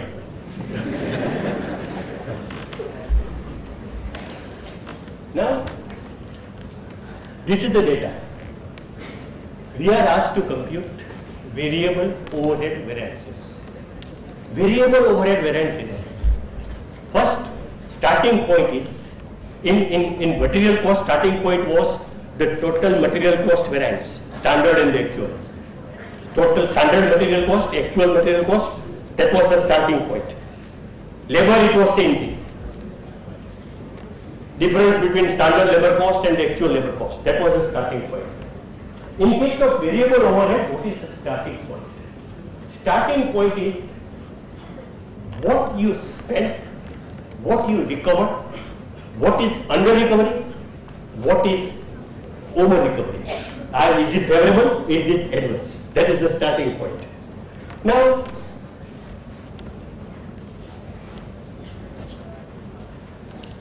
you spend how much? Actually you spend how much? Variable overhead? 68,000. 68,000 is the actual expenditure. 68,000, you want starting variable overhead variance. Variable overhead variance. Two figures. 68,000 minus something, that is the variable overhead variance. Actually spent 68,000. You are able to recover how much? What is, you don't look at the actual. look at standard, that according to your standard, during that particular week or during that particular month, we should have produced 20,000 units, spent 40,000 hours, spent 60,000 rupees. This is standard. That means per unit, what is the variable overhead? Per unit 3 rupees. So if we are producing 1 unit, we are able to recover 3 rupees of variable overhead. How many units we actually produce? 21,000. 21,000 produced. How much you are able to recover? 63,000. 63,000 you are able to recover. 5,000 adverse variable overhead variance. 68,000 actual spending. Recovery per unit we are recovering 3 rupees. For finding out per unit, per hour, don't look at actual. You must look at standard data. What is the standard per unit? 3 rupees. 20,000 hours, 20,000 units, 60,000 rupees. Per unit 3 rupees. Actual production is how much? 21,000. We are able to recover how much? 63,000. Spent 68, recovered 63, 5,000 adverse variance. And that we divide into 2.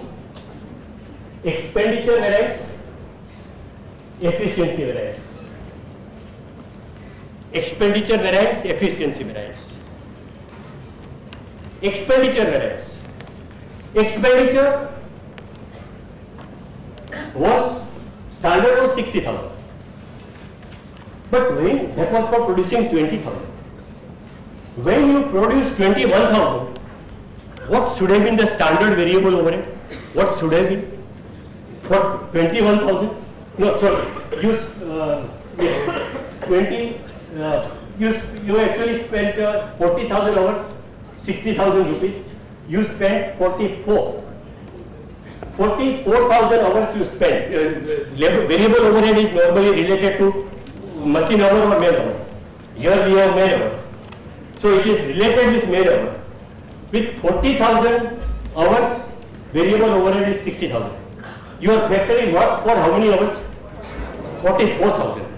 So per hour, 44,000, capacity utilization 44,000 hours. We should have spent how much? 66. 66 we should have spent. Instead of 66, we spent 68. 2,000 expenditure variance. 66,000 and 68,000. 68,000. If variable overhead had remained per hour same as it was expected, with 40,000 hours, 60,000 rupees, 44,000 it should have been 66,000. Instead of 66, 68, 2,000 adverse. 2,000 adverse. Efficiency variance. Efficiency variance, in 40,000 hours we produce 20,000 units. 40,000 hours, 20,000 units. In 44,000 how many units we should have produced? 22. In 40,000, 20,000 produced. In 44, 20 should have been produced. Instead of 22,000 we produced 1,000, 21,000. 1,000 less. 1,000 units our efficiency is less. 1,000 units produced less.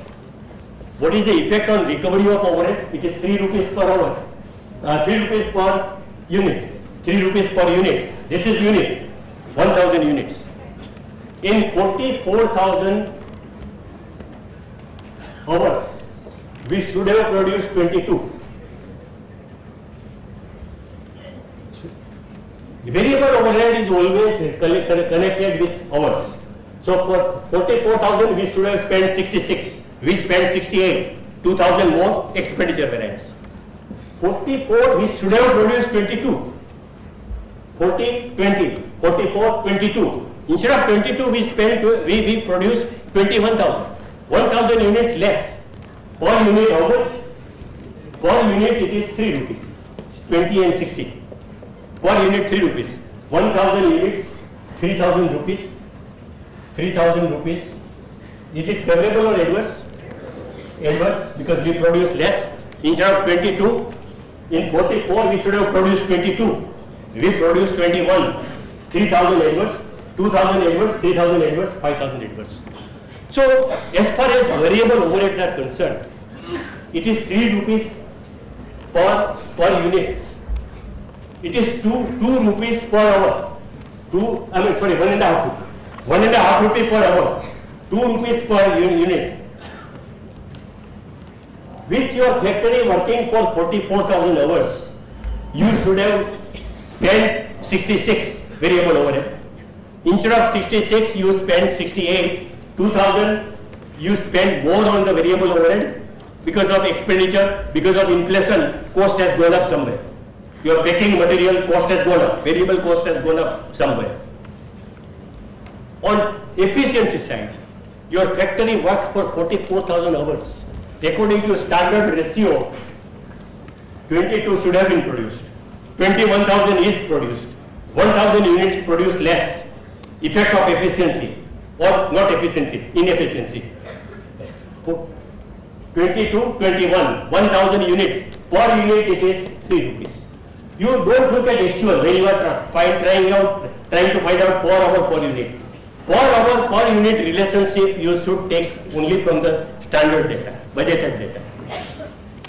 So this 2,000 adverse expenditure, 3,000 efficiency adverse. Now, in fixed overhead it will be different. It will be opposite. In fixed overhead, if you have produced more, instead of 20, if you have produced more, 21,000, will it be favorable or adverse? It will be favorable. Because fixed overhead total should remain same. But if you produce more, you are able to recover more overhead. So it is, if you produce more, it is favorable. Your efficiency it is coming adverse. There is no, because here it is variable. In 44 you should have produced 22 and you should have spent 66. Instead of 66 you spent 68 and instead of producing 22 you produced 21. So you lost on both the fronts. On expenditure front, on recovery front. On expenditure front, for 44,000 you should have spent 66 per year, pro rata. It is variable, it should vary. 40, 60, 44, 66. Instead of 66 you spend 68. Expenditure more. Recovery, in 44 you should have produced 22. Actually you produced less. So don't compare this, we have produced more. We have produced less. In 44,000 we should have produced 22. Produced 21. 1,000 less, and that is efficiency adverse. 2 plus 3 adverse, total 5,000 adverse. And that is the variable overhead variance. Variable overhead variance is lower. Now we go to fixed overhead variance. There the mechanism is different. You will not be able to copy paste.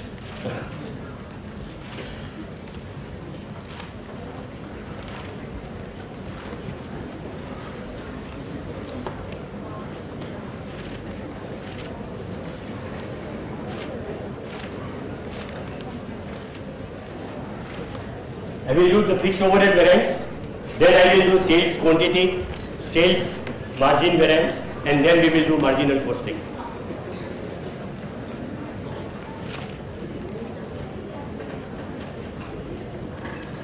Fixed overhead variance. The data given. Data given is standard data. We are told standard data. We are told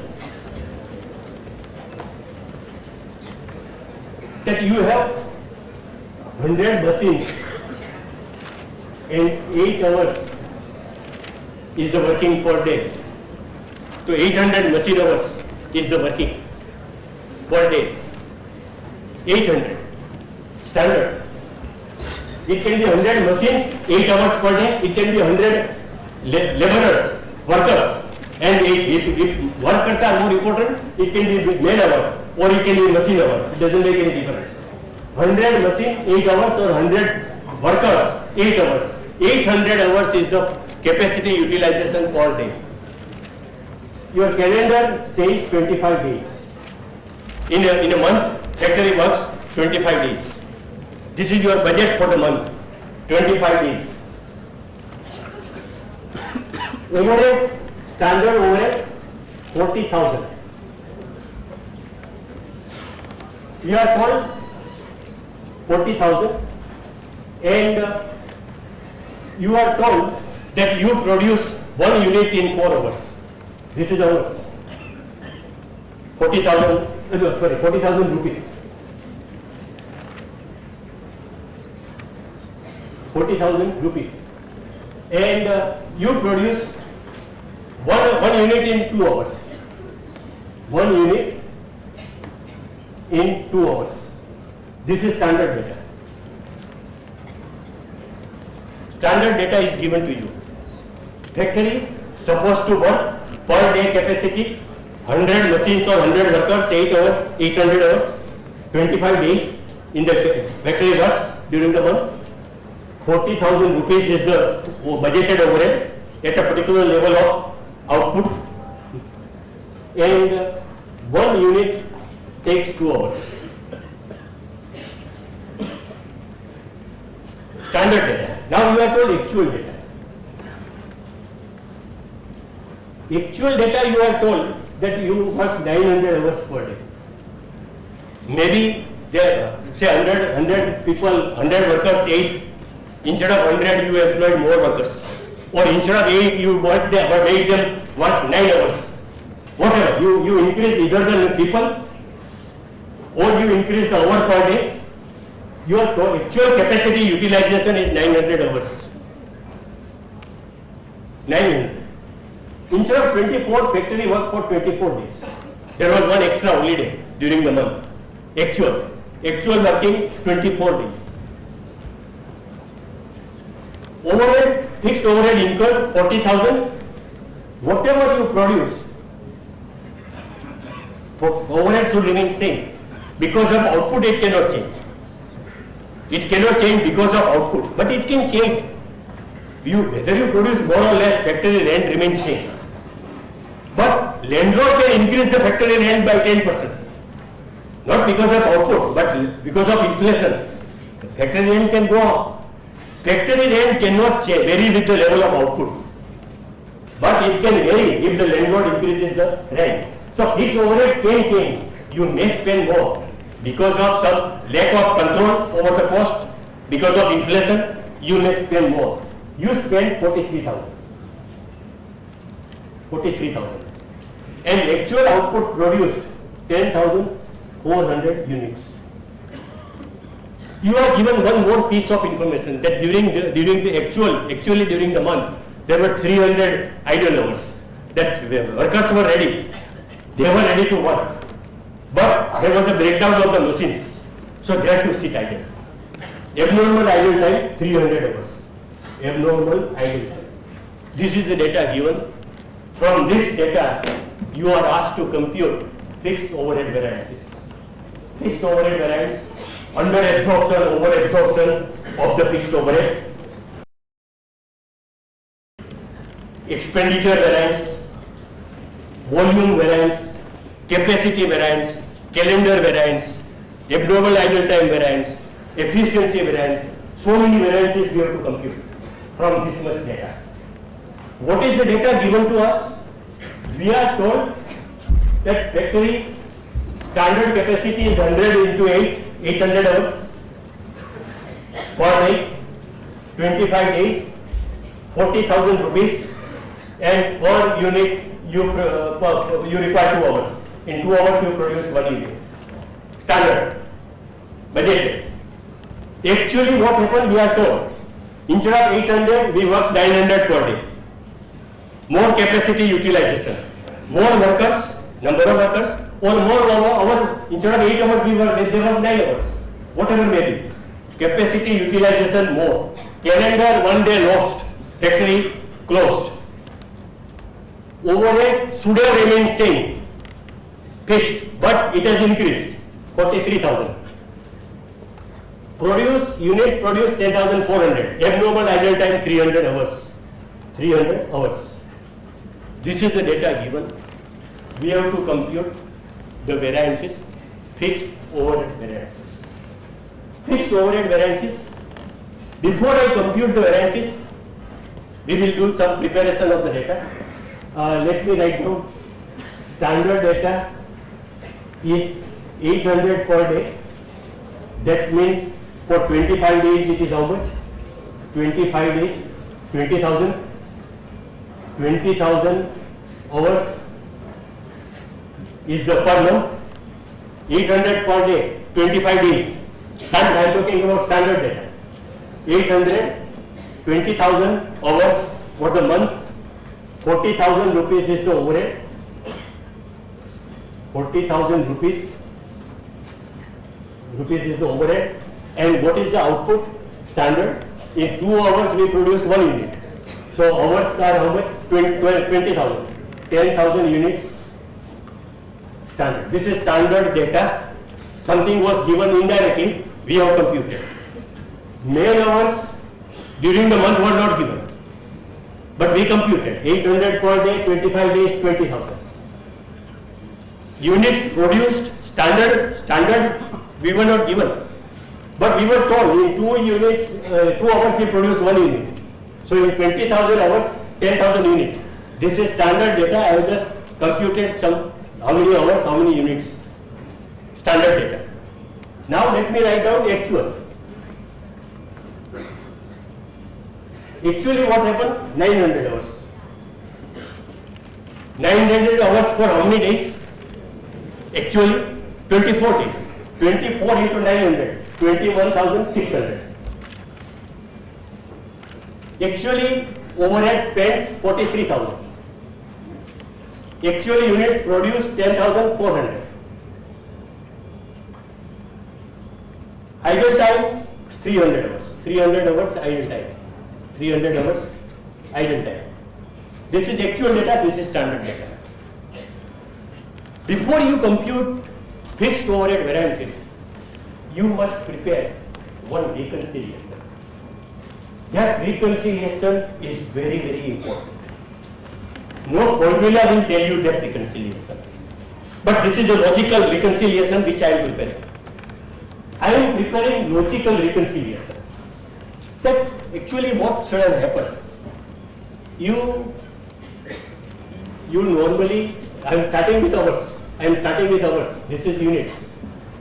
I am starting with hours. Standard hours should have been 20,000. Normally in the factory, standard 20,000. 825 days, 20,000 hours is the standard. Because of calendar, what we lost? Calendar we lost 1 day. 1 day means 800. 800 hours calendar lost. 19,200. Actually, during the month, 800 per day, 25 days, 20,000 normal hours we start with, standard. Instead of 20,000, we lost one calendar day. 1 calendar day means how many hours lost? Don't look at actual. For all relationship, you should only look at standard. Don't look at actual at all. Standard, 1 day means 800 hours lost, 19,200. But capacity we increased, instead of 800, 900. 100 hours extra every day. For how many days? How many days? 25 or 24? 24. Actually work for 24 days. So 2400 extra, 2,400.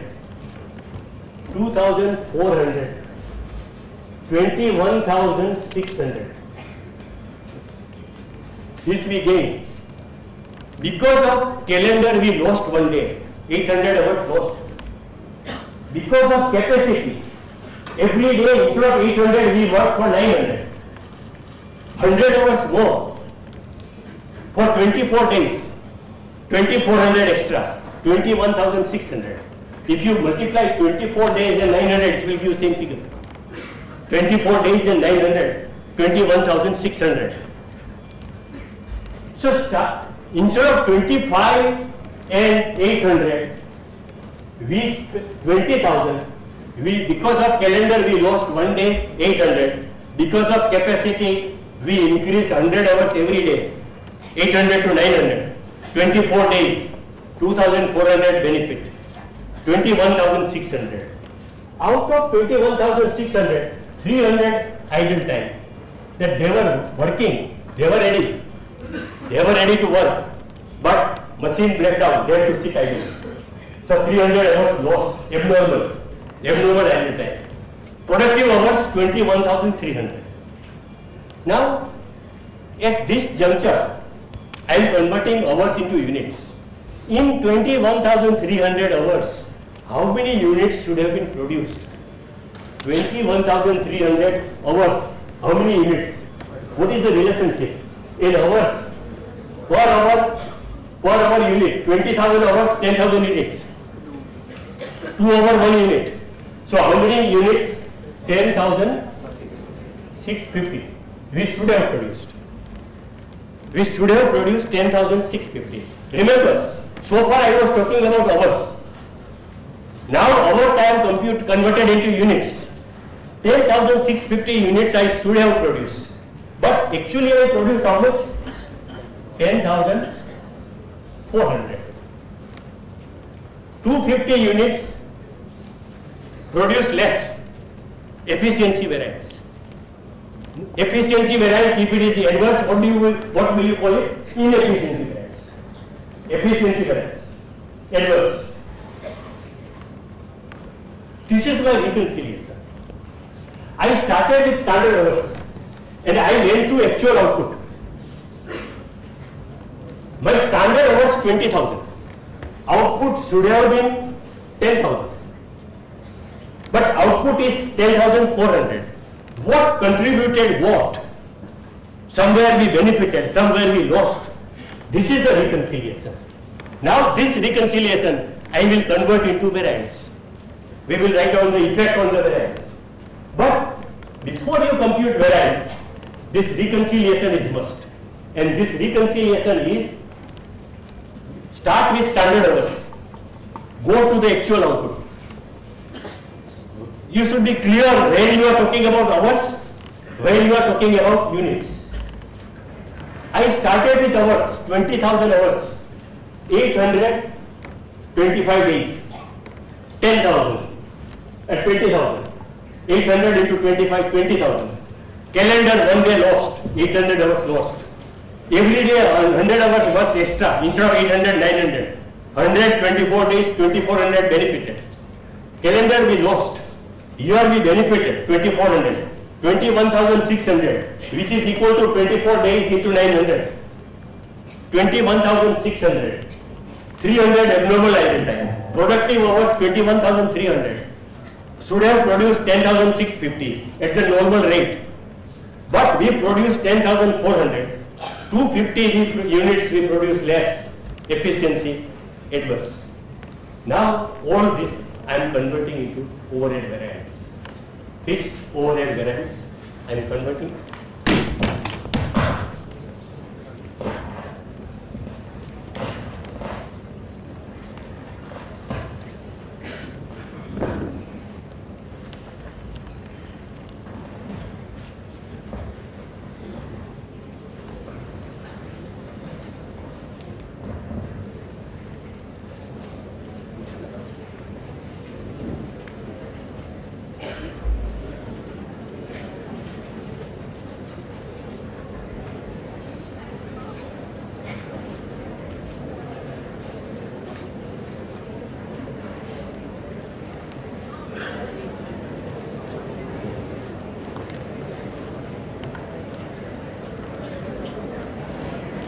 First of all, my starting point is I am computing the variances.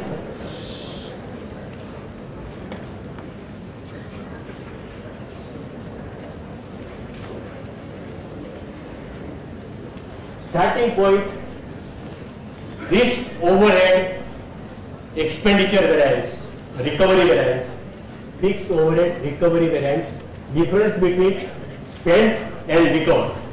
What is spent, what is recovered? What is spent actually? 43,000. 43,000. What is recovered? How many, what you produced? You produced 10,400. In 10,400, you are able to recover how much overhead? Per unit, your overhead is how much? Per unit it is 4 rupees. Per unit 4 rupees. 10,000 units, 40,000 rupees. Per unit 4 rupees. So you produce 10,400. 4 rupees, 41,600. 1,400 difference. 1,400 advance, we spend more. In fixed overhead, starting point, just like variable overhead, starting point is difference between what is spent and what is recovered. What is spent, actually spent 43,000. What is recovered, per unit we are able to recover how much? Per unit, 10,000 units, 40,000 rupees. Per unit, 4 rupees, standard recovery rate. That means 1,400 adverse is the fixed overhead variance. And that is under absorption or over absorption. Here it is under absorption. We spent 43, we recovered 41,600. If we have a costing ledger, fixed overhead variance ledger account, debit 43,000, spent. Recovery, if we produce 1 unit out of the fixed overhead, we can take 4 rupees and recover. Add to the cost of that. Per unit we can recover 4.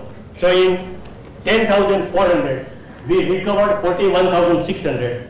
In the overhead account, loss is 1,400, which is adverse, unrecovered fixed overhead, under recovery, under absorption.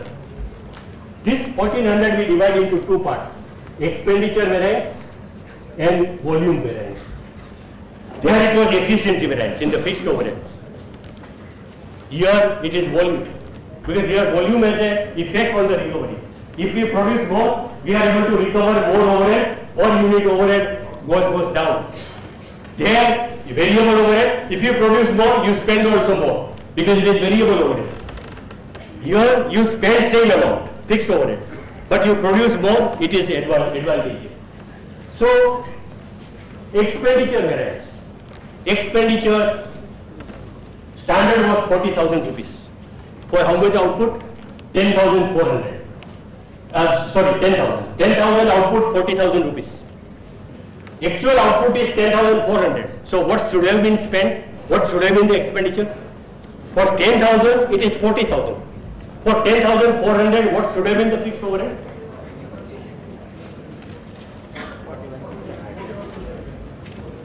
Fixed overhead should have been 40,000, because fixed overhead is fixed. Whether you produce more or you produce less, fixed overhead cannot change. Fixed overhead, the very nature is, it doesn't vary with output. It doesn't vary, factory rent doesn't go up if you produce more.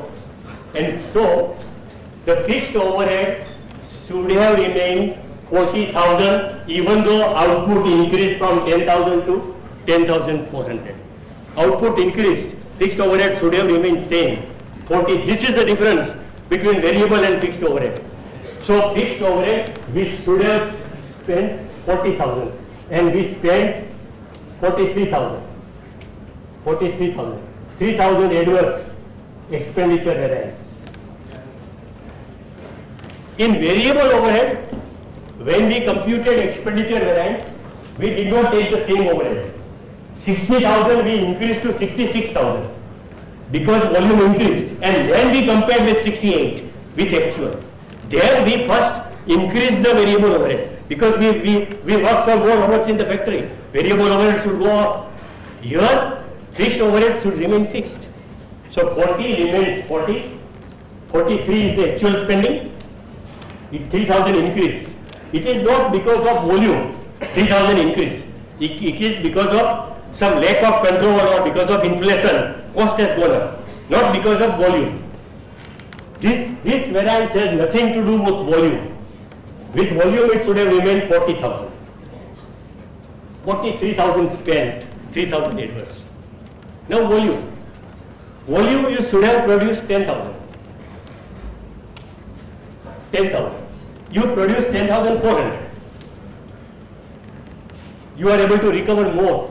Instead of on 10,000 you could have recovered 40,000. On 10,400 you are able to recover 41,600. 1,600 extra recovery, 400 units 4 rupees. 1,600 extra recovery, favorable, volume variance. 3,000 adverse, 1,600 favorable, 1,400 adverse. It will tell you. Fixed overhead variance, starting point, what is spent, 43,000. What is recovered, 41,600. 10,400 at the rate of 4 rupees. Spent and recovered, under recovery, under absorption, 1,400 adverse. Why 1,400 adverse? Because of two factors. On spending side, we spent 3,000 more. On expenditure side. On recovery side, we produce 400 more. So we are able to recover 1,600 more per unit 4 rupees. So this is the final effect, spend and recovery. This is spending expenditure variance, recovery volume variance. In net effect is this. So 3,000 adverse, 1,600 favorable. Volume variance. Now this 1,600 volume variance, we will divide into various variances. Calendar variance, capacity variance, efficiency variance, abnormal idle time variance, miscellaneous variance. There can be 5 factors. Volume variance, we are subdividing into calendar variance, capacity variance, efficiency variance, abnormal idle time variance, miscellaneous variance. Now, we were supposed to produce 10,000. We have actually produced 10,400. 10,400 we have produced. This 400 we produced more. We are finding out reason for that increase in the production. Which factor contributed what? Which factor contributed what? Because of calendar, what is the contribution? Because of calendar, 800 hours less. 800 hours. Now let me write down the final per hour per unit relationship from standard. Let me write down. In the standard, per hour, what is the output? For 2 hours it is one unit. 2 hours, 1 unit. Output, standard. Per hour unit. Per hour, what is overhead? Per hour, overhead is 2 rupees. Per unit, what is the overhead? 10,000 units, 40,000 rupees, 4 rupees. This is my standard data. That per hour, per unit, what is the overhead and all that relationship. Relationship is per hour, 1 unit, 1 unit, 1 hour, 2 rupees, per unit, 4 rupees. Now, I am using that. I am looking at my reconciliation. From 20,000 hours, 10,400 units output, reconciliation. Each factor I will convert into recovery of overhead, effect on overhead, effect on volume. 800 hours means how many, what is the overhead rupees? Per hour, 2 rupees. 800 means 1,600. 1,600 calendar variance, is it favorable or adverse? Adverse. 1,600. Adverse. Calendar. Capacity. Capacity, we work 100 hours more, 24 days, 2,400 hours. 2,400 means what is the overhead? Per hour 2 rupees. 24 means 4,800. 4,800. Capacity, we produce more, favorable. Favorable. Calendar, we lost production. Capacity, we work more, favorable. So calendar 800 hours means 1,600 adverse. 1,600 adverse. Capacity 2,400 hours equal to 4,800 favorable. Efficiency.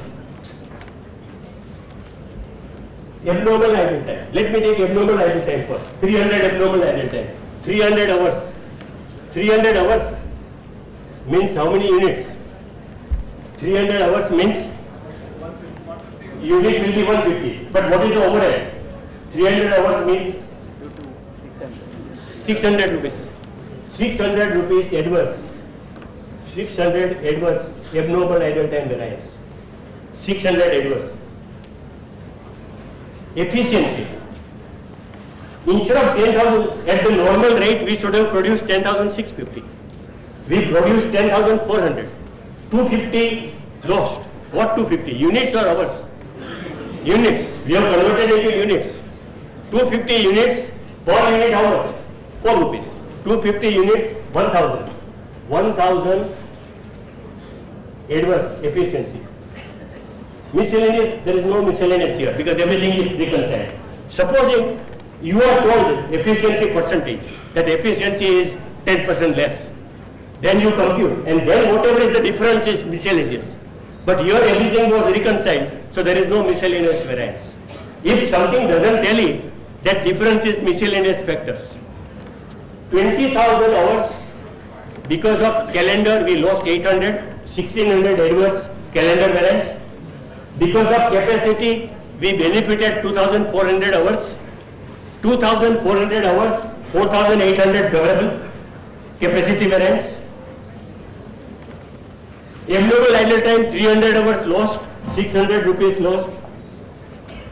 Abnormal. Efficiency 500, 250 units per unit 4 rupees. 1,000. Total adverse 1,600, 1,000, 2,600 plus 600, 3,200, 4,800 minus 3,200, 1,600 favorable. It tells. We have completed. Now we will start with marginal costing. Sales variance. Okay, let me do 10 minutes sales variance and then we will do marginal costing. Sales variance. This is clear. What is important in this is that you must prepare the reconciliation. This reconciliation is must. That you started with 20,000 hours. In 20,000 hours you should have produced 10,000 units. You produced actually 10,400 units. Which factor contributed what? 20,000 hours, 800 hours lost calendar, 2,400 hours benefited capacity, 300 hours lost abnormal idle time. In 21,300 productive hours, production should have been 10,650. Actual output is 10,400. 250 units lost. This is hour, this is unit. You know hour rate, you know unit rate. Impact on cost you find out and you get the variances. Fixed overhead variance is over. Fixed overhead variance, the under recovery or over recovery divided into expenditure and volume is affected by various factors. Each factor gives a rise to a variance. Each factor gives rise to a variance. You prepare the reconciliation, give the effect to this reconciliation by way of impact on the cost recovery. If you produce more hours, favorable variance. If you produce less hours, adverse variance. If you produce less unit, adverse variance. Sales variance I will spend only 10 minutes and then we will do little bit of marginal costing. Marginal costing, I am going to explain only one relationship, and with that relationship in mind, we will solve various problems. That relationship you have to remember, that's all. And then we will solve various problems. First, let me complete.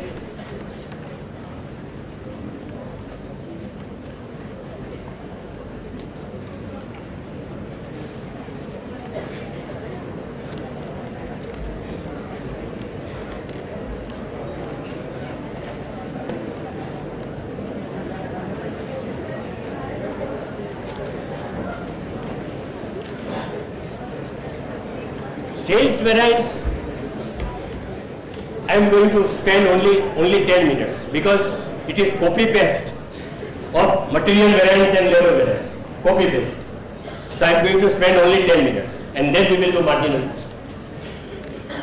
Sales variance, so standard,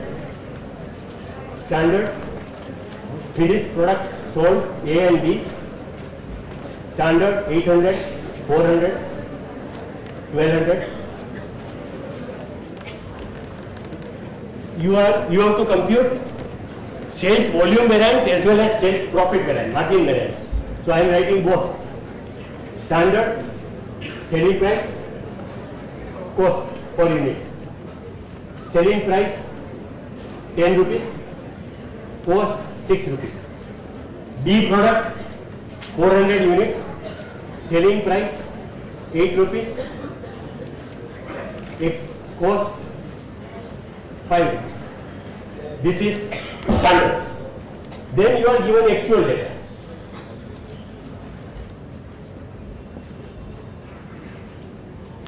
Actual data. Actual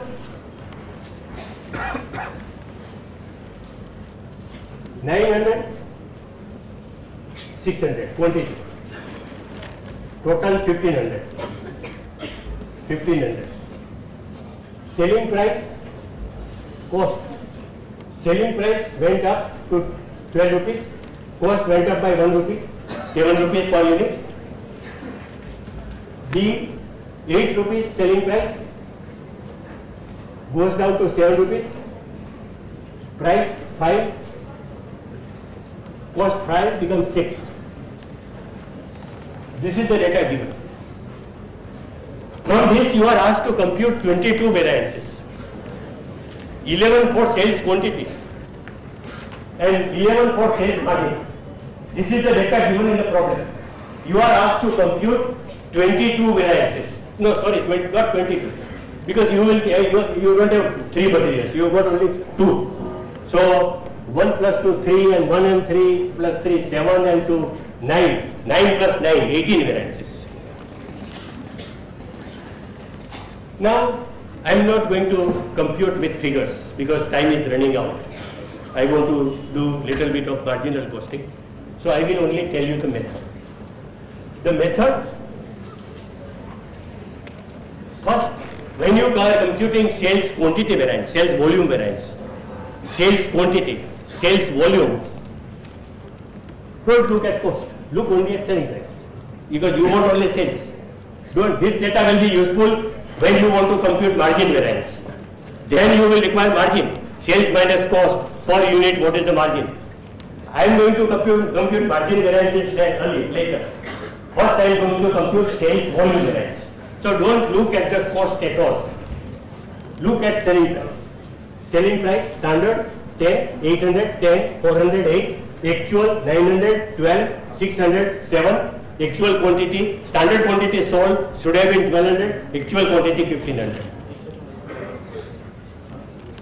Now, I will just tell you the method. Same method, material, labor, copy paste. What we will do, don't look at the cost. 800 into 10, 400 into 8, you get the sales figure, total sales. For 1200, what is sales figure, you will get it. Quantity multiplied by price, standard. Then you will get actual quantity, actual price, selling price.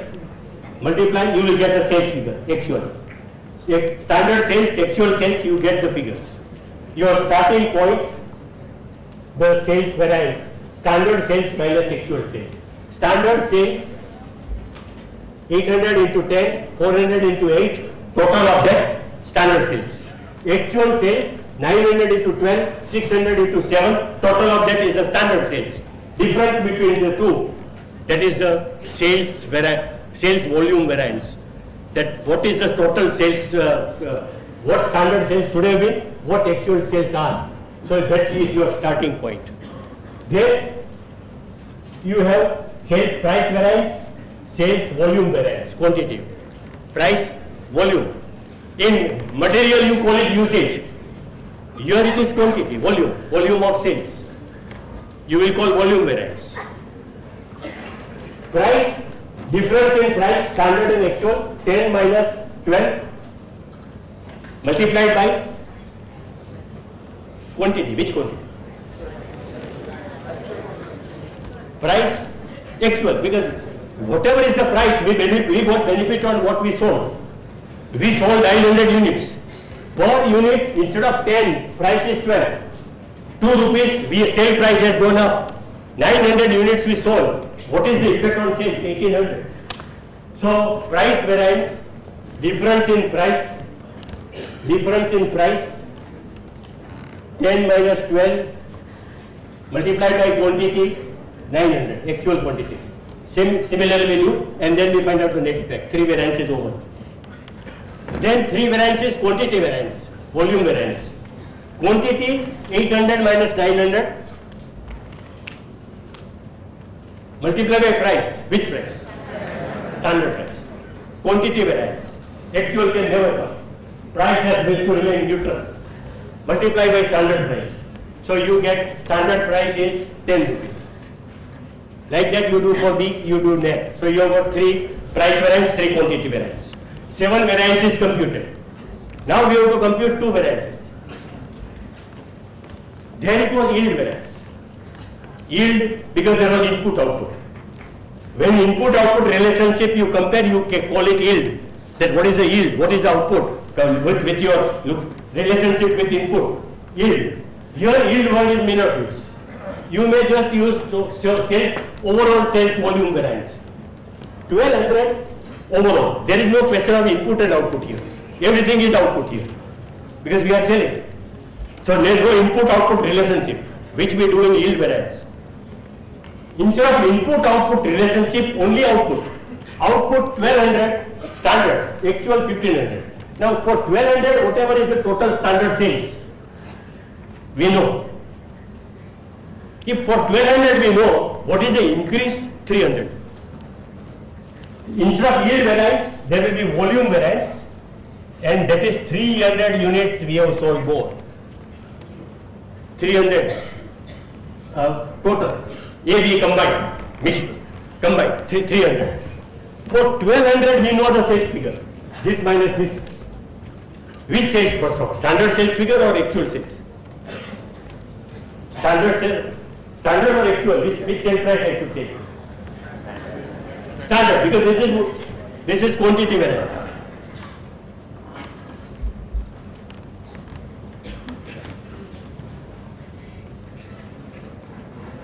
We are dividing this quantity variance into 2 parts.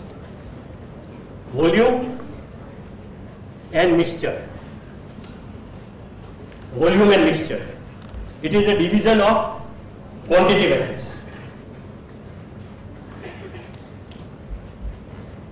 Overall quantity sold, instead of 1200, 1500, 300 extra. What is the impact on sales? That is the volume variance.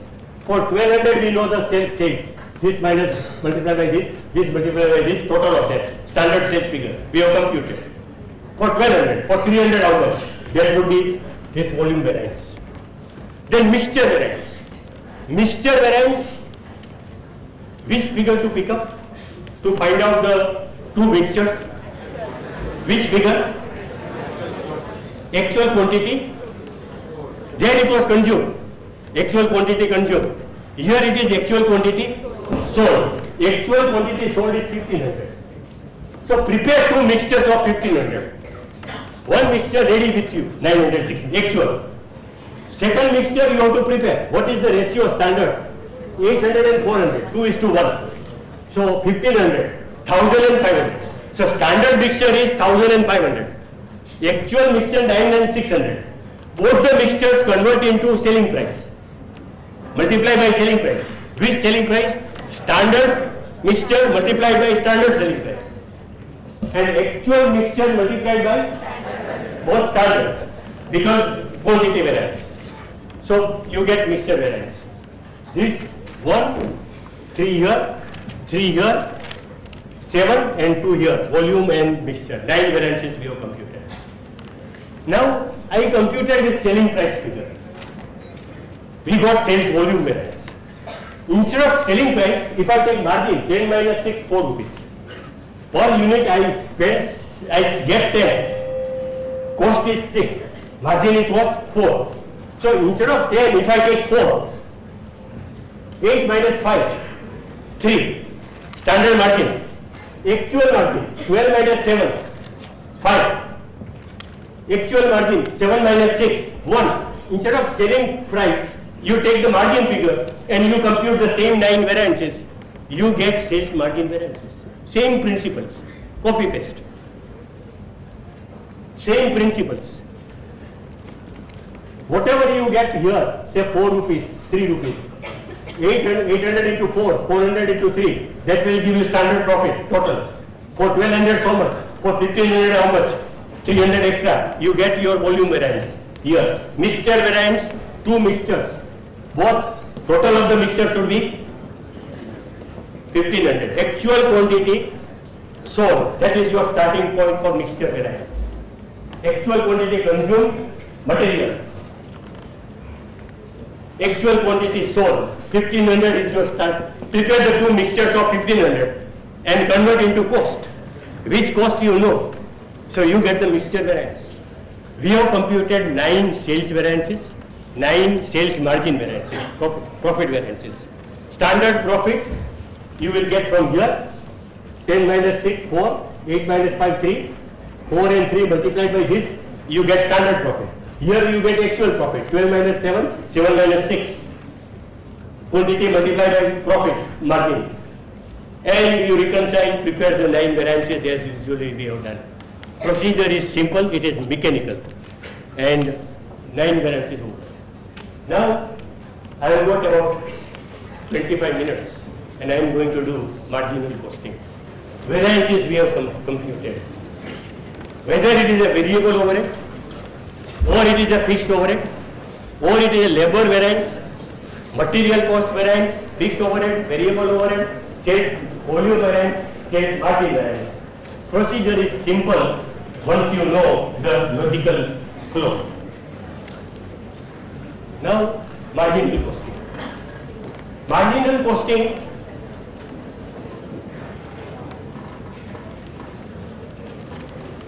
is very beautiful.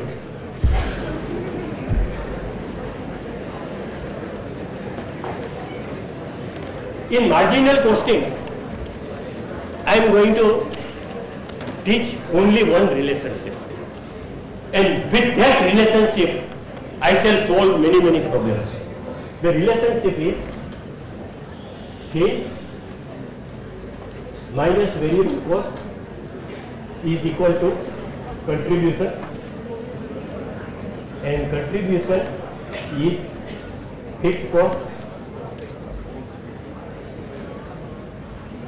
and net profit.